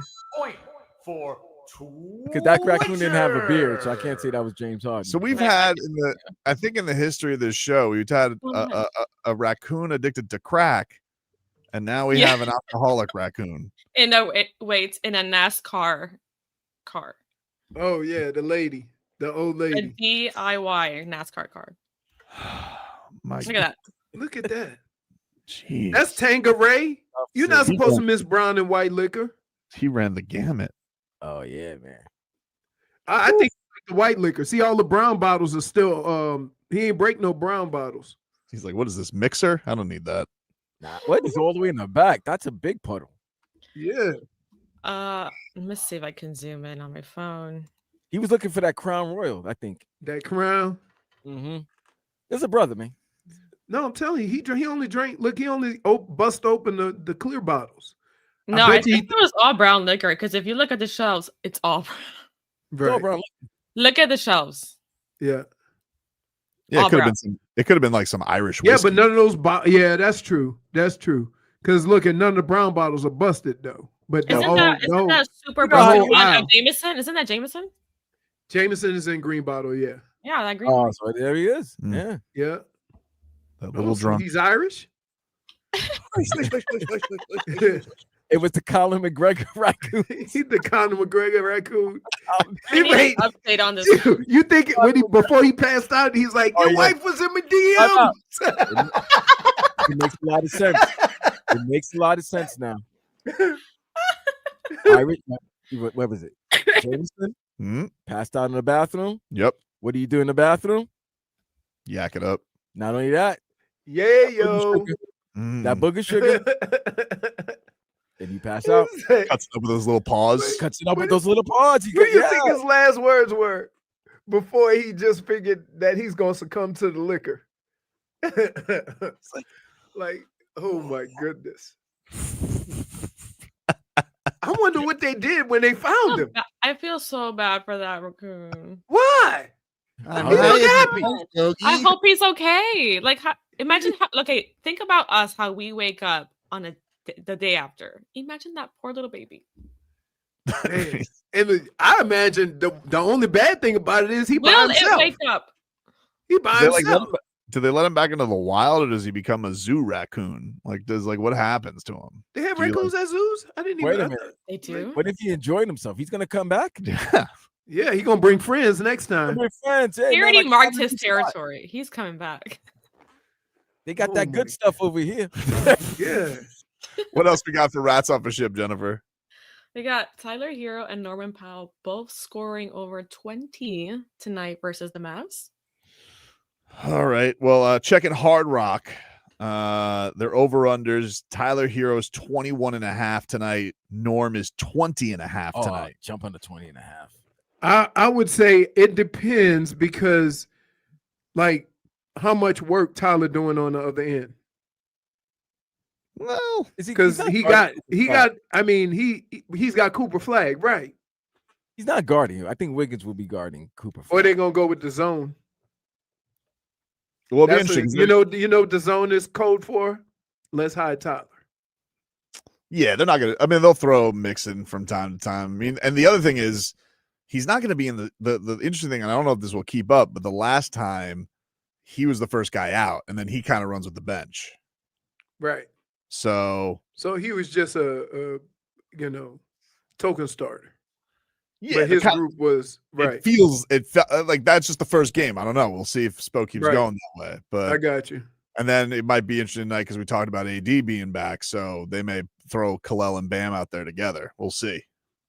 Yeah. Either way, not rats off a ship. I think they can both get hot. I think it could be a hot shooting night.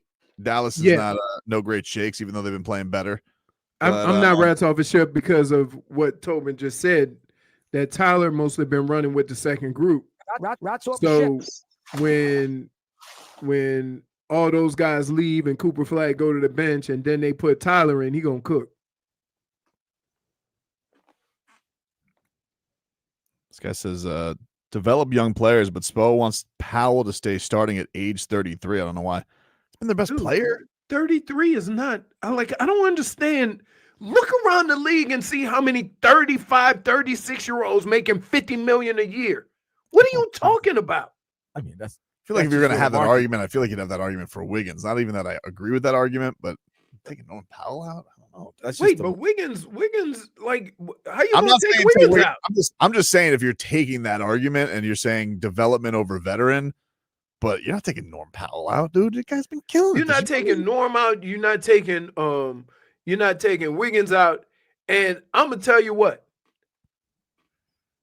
It's going to be hard to take Davion out. Davion's been amazing. Like when you talk about and Spo's big on you earn your minutes. Yep. And like that's gonna be hard. You're gonna have to hurt some feelings to take Davion out. Or leave him in. Somebody's feelings got to get hurt. Because if you have Davion in, then what you doing with Tyler?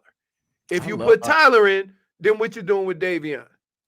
I love how there's a Hero versus Powell back and forth going between Heat fans. Really? Yes. They think that they should sit Powell and put Tyler in his spot. I don't think a lot. Powell's approval rating right now is through the roof. Everybody loves him. Everybody likes it. They dig they dig his vibe. They dig how he's playing, how the team has been playing with him. So I don't know. People realize Powell would have been an all-star last year if he wouldn't have got hurt?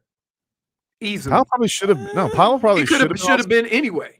But he's in the West too. That's like hard. that's harder in the West. You got Steph. You got Steph. That's automatic because of his legacy, and then you got. Let's not even talk about SGA. Powell's probably going to make the All-Star team this Luka. year.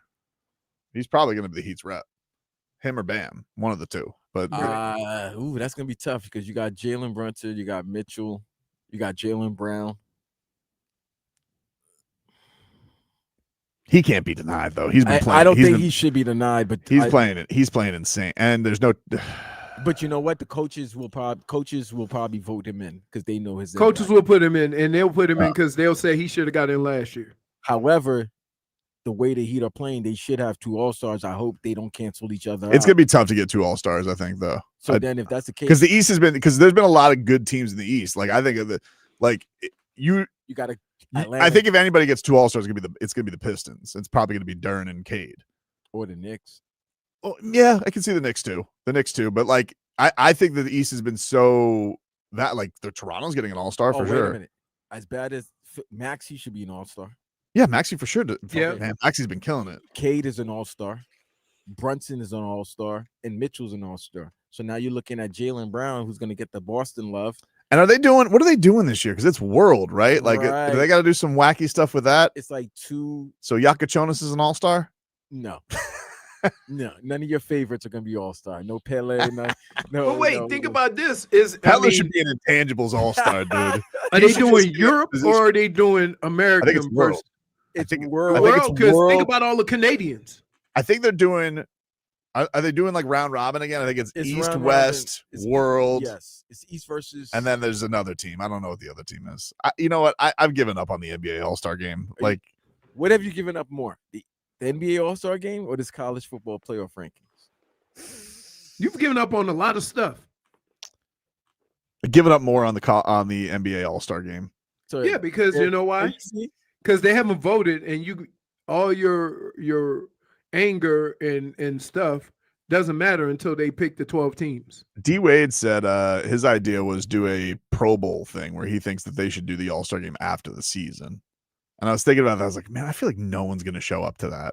Nobody. It's something about that week in the middle of the season that separates baseball, basketball, and hockey.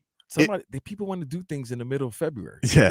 That's what it is. Maybe you've been stuck at home and it's cold. So, oh my God, the NBA All-Star game is going to be in Los Angeles. Nice weather in Los Angeles. Let's go. I just think do East versus West. That's it. Like you don't have to unless they just if they did straight up World versus America, that'd be kind of cool. Like I think if you're playing off the 4 nations or if you did like Europe, Canada, America. Canada can build a squad just by themselves. Yeah, if you did something like that, that'd be kind of cool. But like you're gonna do one little round robin. I don't know. I don't see it. They just I don't know. They go into this All-Star game. They don't give a rat's ass about it, dude. They don't care. I don't know why. I would say if you do Canada, US, Europe, 3 teams. And then a wild card team. Yeah. Serbs. Joker just brings Serbia and goes, we're going to beat everybody. I mean, if you look at the Europeans, wouldn't they win? Not really. I don't know. There's some. I mean, And Bain ain't playing. Yeah, you got right now. America would be. I'll figure this out. We go to the break. I'll try and figure this thing out. Take a break. Final hour coming up. We'll do the mixed bag. Get you caught up with your headlines. Back after this.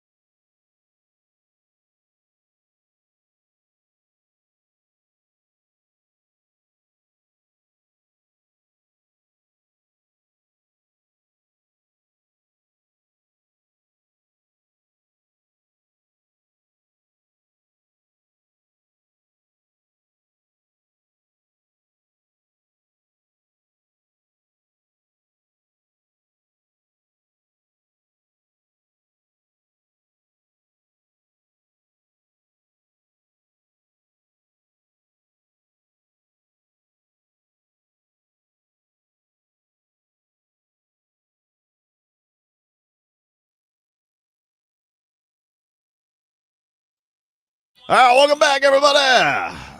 Tobin and Leroy here with you on FM 104.3 WQAM. I want to let you guys know one more time.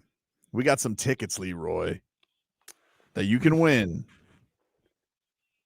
to Rockville. Oh, yeah. The Welcome to Hey. Rockville Music Festival returns to Daytona International Speedway May 7th through the 10th, featuring Guns N' Roses, still doing it, the Foo Fighters, Road Apples, Centaur Hog, My Chemical Romance, Godsmack, and a whole lot more.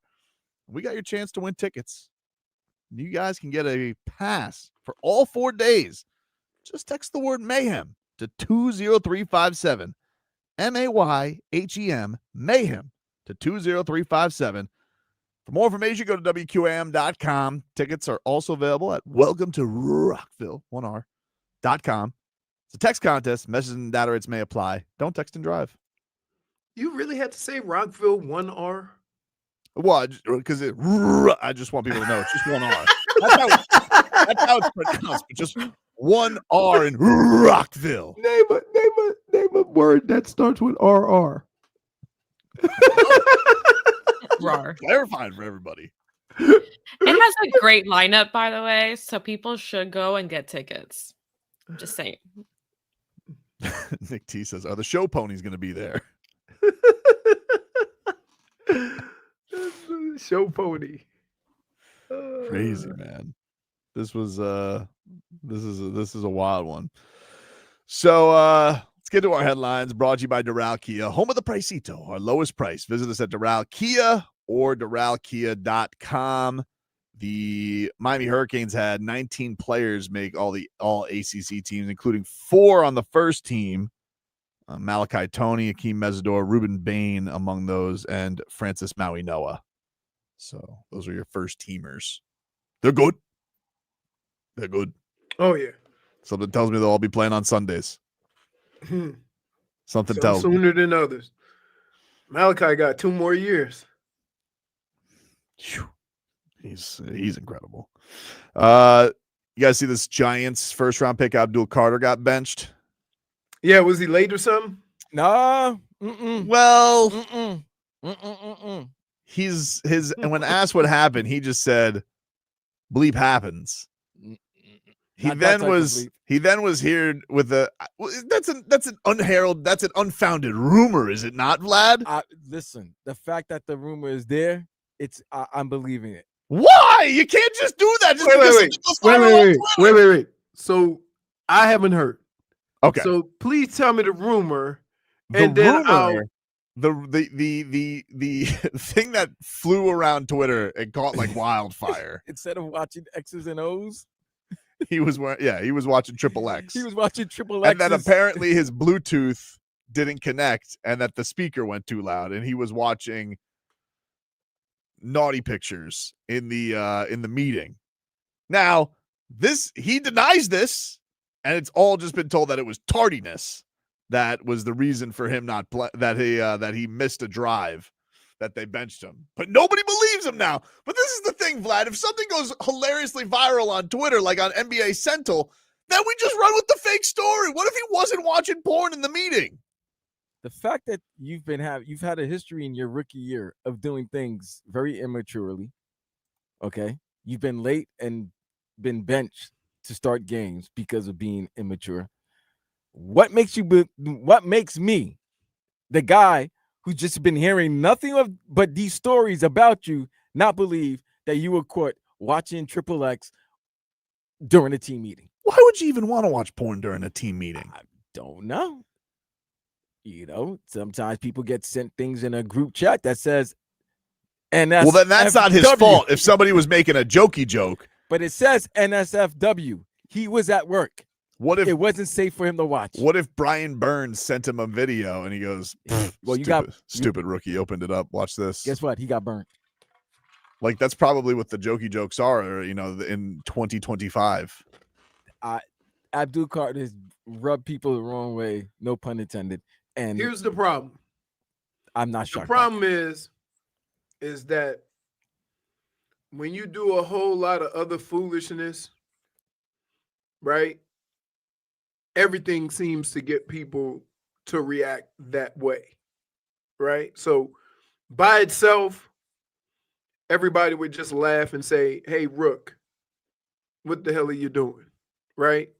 But when you combine it with all the other stuff and his childishness, then it just adds to it. And I think that's kind of where we are now, is that these events by themselves could be laughed off if you were handling your business.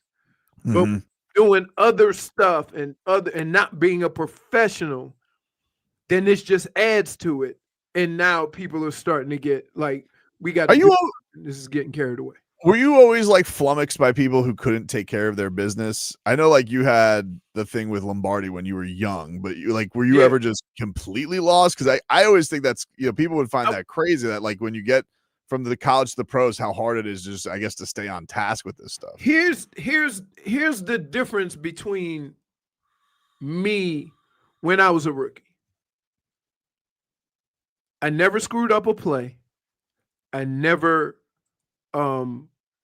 missed an assignment. I always knew what to do, right? But I still did some of the childish things before we got to that point that didn't allow me to get the playing time I probably should have gotten. Mm-hmm. You see what I mean? And so from that standpoint, I had veterans around me that knew that I knew what to do and I was putting the work in. And so they kind of helped me out a little bit. And so, but you have to have one of the two. If you're going to be a knucklehead, you better damn sure be putting the work in. Yeah. So I didn't have problems not putting the work in, but I was the guy who came to the meeting right before it started, right? Who, during lunch breaks took a nap. Like, it wasn't for hanging out. It was just, I didn't have to worry about, and keep in mind, one of the coolest things about the NFL, when you first get there, you ain't got to get up and go to class. Right? So you ain't got study table at 7 at night. When practice is over at 3, 4, 5 o'clock, you done. So you gotta get in professional mode. And now add to that situation, we were 3-13 that year. Yeah, and they're bad. Right. And so like, it's a true professional keeps plodding along, keeps doing his work, keeps, being a professional. A young player who has never really lost or has always been on decent teams, you lose interest. So I get it. But when you don't have somebody else on the team that's really had any success, it's kind of hard for a veteran to come over to you and kind of, especially now with kids, because now they ain't gonna do nothing to me. I was a top 5 pick. They ain't gonna do nothing to me. I was a first rounder. Well, right? I'm not gonna lie. The Giants seem like a frat house this year between him and Scattaboo and Jackson Dart. Yeah, but if those guys are knuckleheads, like, you gonna be more lenient with them because they putting in the work. It ain't for they might be frat boys, but it's because of their play on the field. So yeah, it doesn't always happen right away, but at the same time, he gotta be more of a professional. What was Carter? 2 or 3 this year? What was he? Number 2. Sheesh. He wanted to wear Lawrence Taylor's number. That's a lot of money too. Yeah. Oh, that's right. I forgot about that. This guy's been nothing but a headache. That's become such a new thing where everybody's like, "Hey, just give me your number, man." Like, no. Yeah, listen. No. And I'm familiar with LT. Probably laughed at him. like, come on.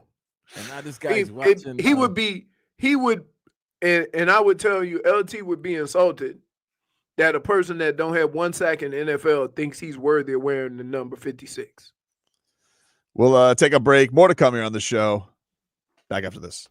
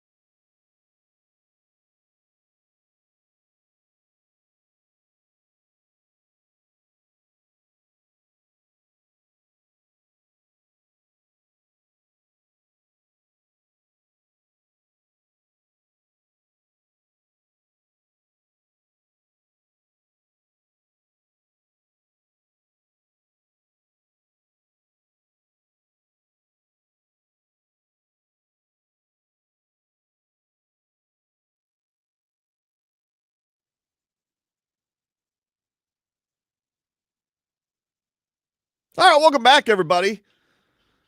Tobin and Leroy here with you. We'll get to a little 15 minutes of game day uncensored here, brought to us by the Lexus December to Remember sales event. Get offers on select models for a limited time. Learn more at Lexus.com. Dolphins getting set for the New York Jets this weekend. On the road. Tua In the Tagovailoa. cold. In the cold. Not really cold. That's not that cold. Cold for Tua. I mean, sure. Hey, the Canes just did it, boys. Follow their lead, you know? Please. I would say it's a little different that if a team with players that are all from Florida or mostly down south go up north and play in the cold, it's more of a culture shock than an NFL player who has probably played in the cold before because you don't play all your games in warm weather. So I'm only nervous about one player. The rest of them I think will be fine. Yeah. I'm just worried about wind. I'm worried about bad throws. I'm worried about pickoffs. Or we can just give the ball to Achane the whole time. Then recipe for success. Dolphins will win. You know what? I've always gotten irritated about this aspect of Dolphins offensive football. Sometimes you overcoach the situation, right? Like you'll change from something that's working because you figure they're going to figure it out, even though they don't really figure it out. And I would just like to see them keep working it until it doesn't work and then have a contingency plan that comes included with that instead of, now we got to find a whole nother play. Mike McDaniel takes that wooden spoon, he's making the sauce and he's like, and then he's like, more, a little more spice. He gets too cute with it. Right. Just like throwing more spice. Right. Like you say, ooh, this feels nice and tasty with a little bit of kick. What if I add more kick? Right. More. Right. More kick. When you just had perfectly good sauce to start off with. So I mean, it feels like the way Achane's playing, like that's such a good route. Like you shouldn't. I mean, Achane gonna be in the cold too. I'm not worried about him. Speed and cold. Yeah, but I don't know. Does anything feel like it could slow him down this year? I don't know. No, but I'm just saying. It's not that cold, guys. Yeah, it's not Vlad, I have said that. I know that. He's played in cold games. I mean, he played in the damn what was the game in Kansas City? So did Tua. That's what I'm saying. I'm saying Tua's played in cold games. That was below zero though. He's just not. That was freezing cold. Not his thing. It's just not his thing. All right. I mean, they said it about a lot of guys, like the NFC South. The Tampa Carolina teams? Saints. The Saints. The Saints. Well, they're in the NFC South. That was a Drew Brees thing for a while, playing in the elements. Yeah, because you got Tampa. I mean, you got Tampa, New Orleans, Houston, and Atlanta. Just need the guy to take care of the football. They all play in the dome, except for Tampa. No, I just need Tua to he's got like 3 oof passes a week. Some of them get picked off, some of them, but just like you know what it is? 3 turnovers. I look at Tua this year, and in all other years, when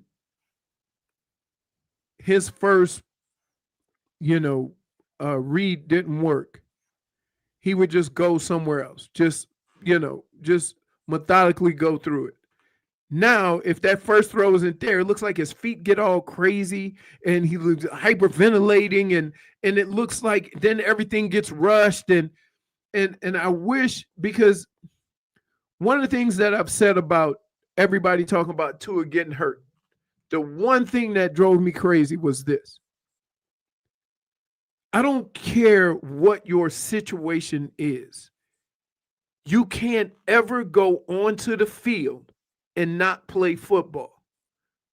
And so when you're doing something to protect something or whatever, and it looks like you're not playing the game, that becomes more frustrating than anything. Like if it's 3rd and 2 at a crucial moment in the game and you scramble, go get the first.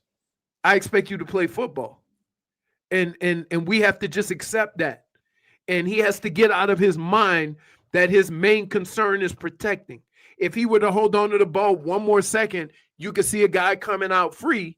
But because he has a clock in his head, he chucks it or throws it away because he doesn't want to get hit. You have to play football. And that's what's getting lost in all this, that he looks like he's playing not to get hurt and not playing football. You got to play the game. And I knew for a fact that fans were going to get pissed off if it's 3rd and 4 and he throws the ball away at a crucial moment in time or doesn't try to get the first or slides early. They ain't going to give a damn about whether he going to get – they want him to get the first. They want him to play football. Well, this was Mike McDaniel. This was Mike McDaniel earlier today, asked about the slide where he misslid. This is what he had to say. He wasn't trying to slide. He was trying to dive forward. So then I coached, in situations like that, when you're trying to do that, and we discussed how you're you have to keep the ball above your waist. I showed him kind of just like why it appeared to the side judge that it could be you don't leave it into the official's hands, but they interpret it as a half slide. So then you address that particular situation, and then for scrambling in general, like there's a relative like risk reward, like throwing a contested ball. All right, the situation as the the quarterback of the team that has the ball in his hands, and you're trying to win the game. Enough! How important? Enough! No! We're not breaking down the damn slide. First of all, did you see Leroy's face? No, this is crazy. -1 This is for crazy. rambling. You know what? You know what? Get the damn first. Get the first. You already know how people feel about you throwing the ball to the other team. You know what make them feel better? If you get a damn first down. Stop it with this nonsense. You gotta play football. So Why y'all? We don't need all these damn explanations. You know what fans look at? It's 3rd and 2, and this clown got 1.5 yards. That's it. The thing And was, I told you this was gonna happen. I know, but here's the thing that's different with this situation is that he just slid too early and thought that he nailed it. Like that was the problem. He popped up and was like, no, dude, you can't just go finger guns first down and that gets the first down. I think he thinks that's the rule. Listen, this is in all sports. The second you go out on any field of play and try to play to protect yourself, it's going to be some of your last days on that field because it doesn't look right. It looks like you care more about that than winning the game. And Tobin, did I not say this was going to happen? I told you, if you go into that field and there's a play to be had and you don't make that play because you don't want to hurt yourself, fans will turn on you quicker than anybody. Yeah, but you can't give the first down swaggy sign afterwards. Yeah.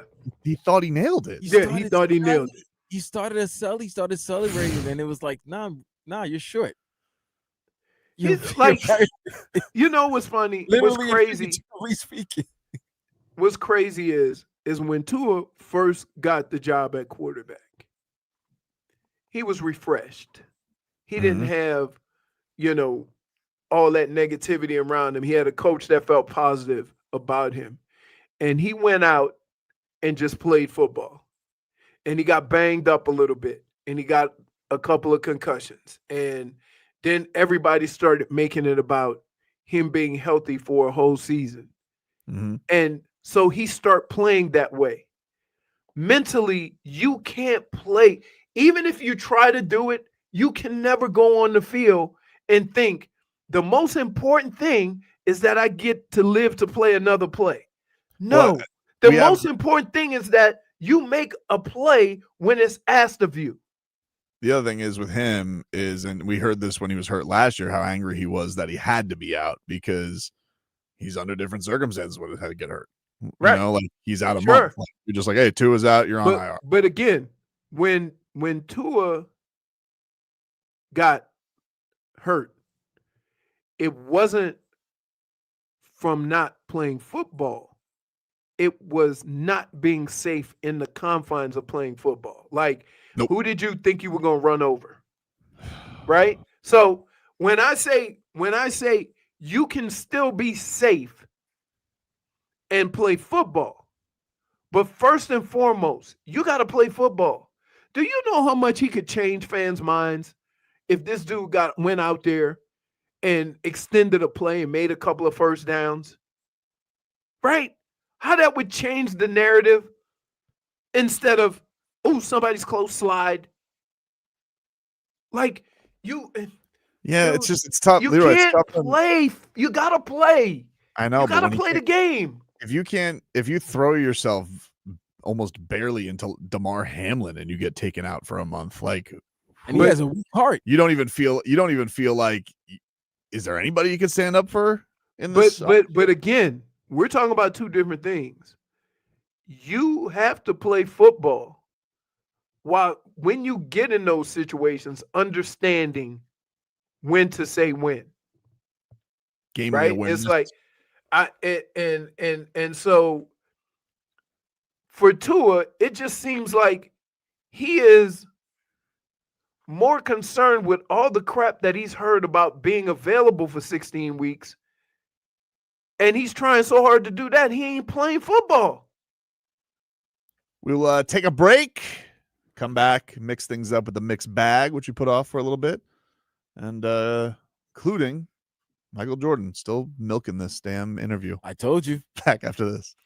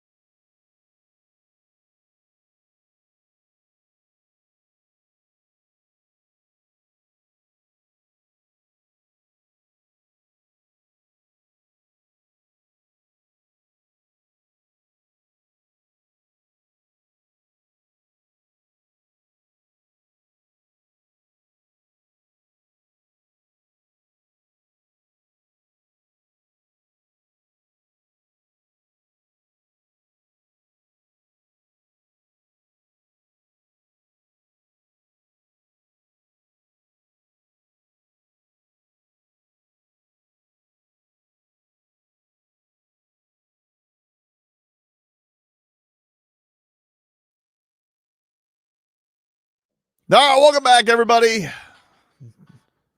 Tobin and Leroy here with you. You got Heat basketball tonight. Heat take on the Dallas Mavericks.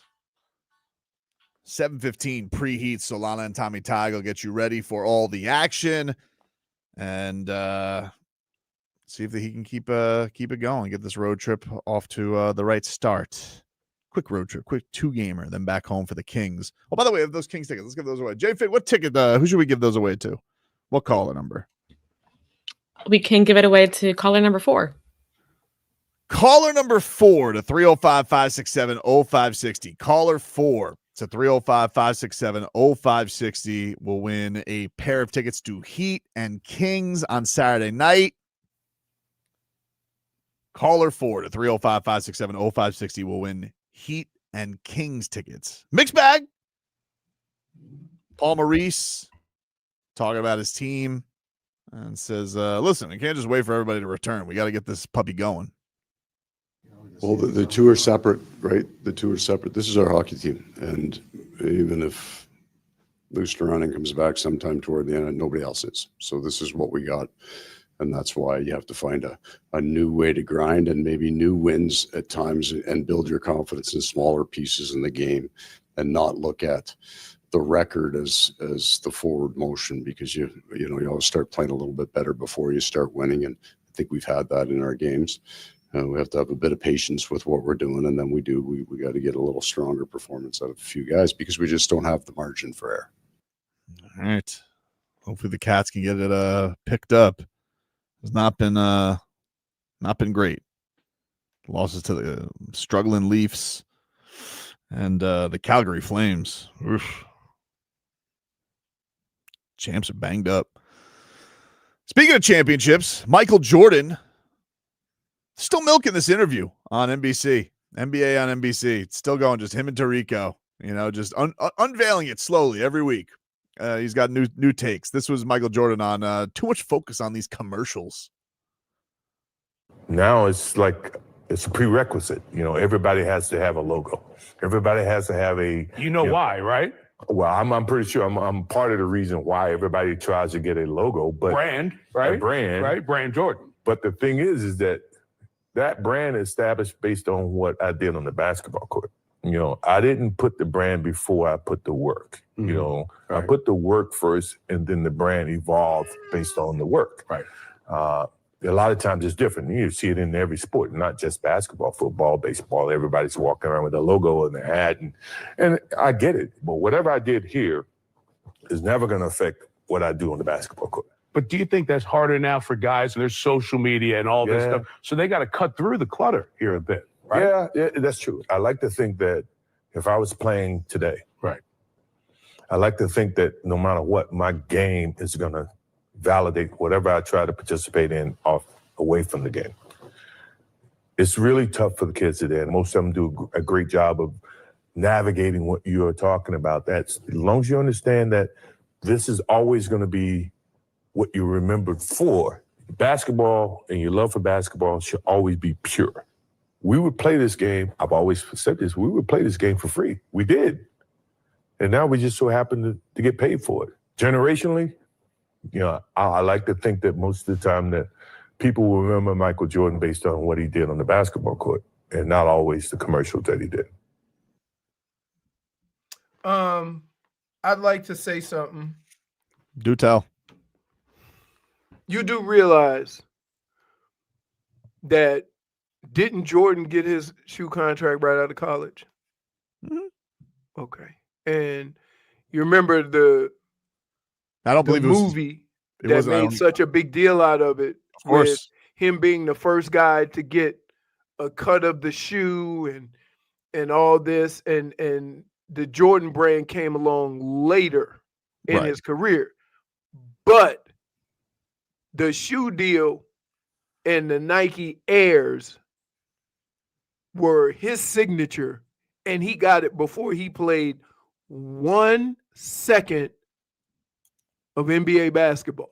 Can't they get him to come on live once just to react to what's going on? We're still going to go. How many more of these episodes do we have off the Tarico interview?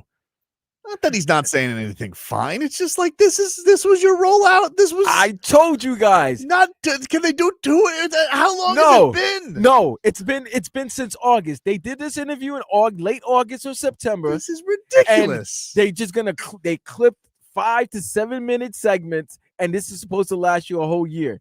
When narratives are being changed by the second in the NBA. Yeah, would it kill Michael Jordan to give us a take on the Thunder never lose? Yeah. Is he going to do another? There's got to be a second one, right? There's going to be at least another one, right? I'm not going to be sitting here in March and it's still this interview with him in the Giant office with Tarico.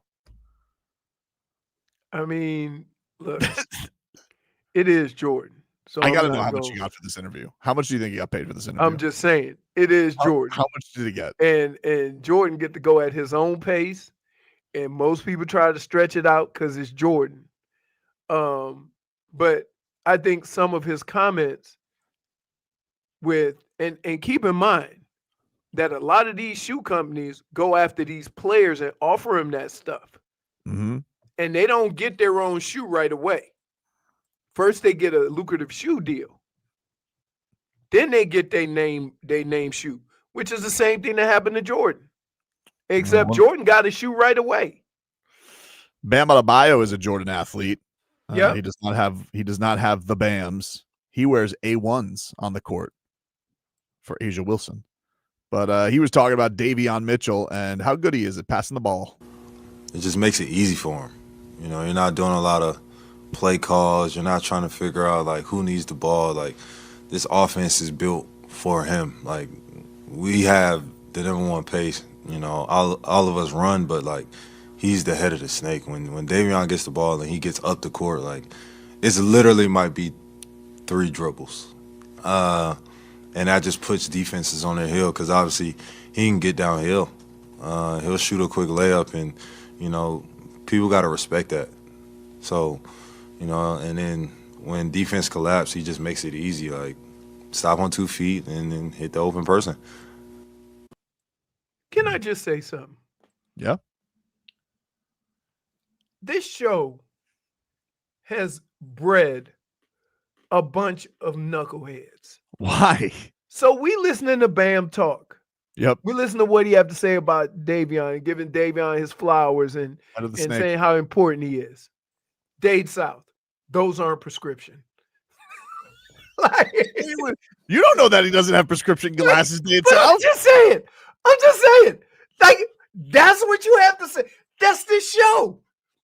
You could be going on. Like, look, I was passionate about something I was saying the other day, and you said, you know what? Get the chicken out your beard. Right? Very distracting.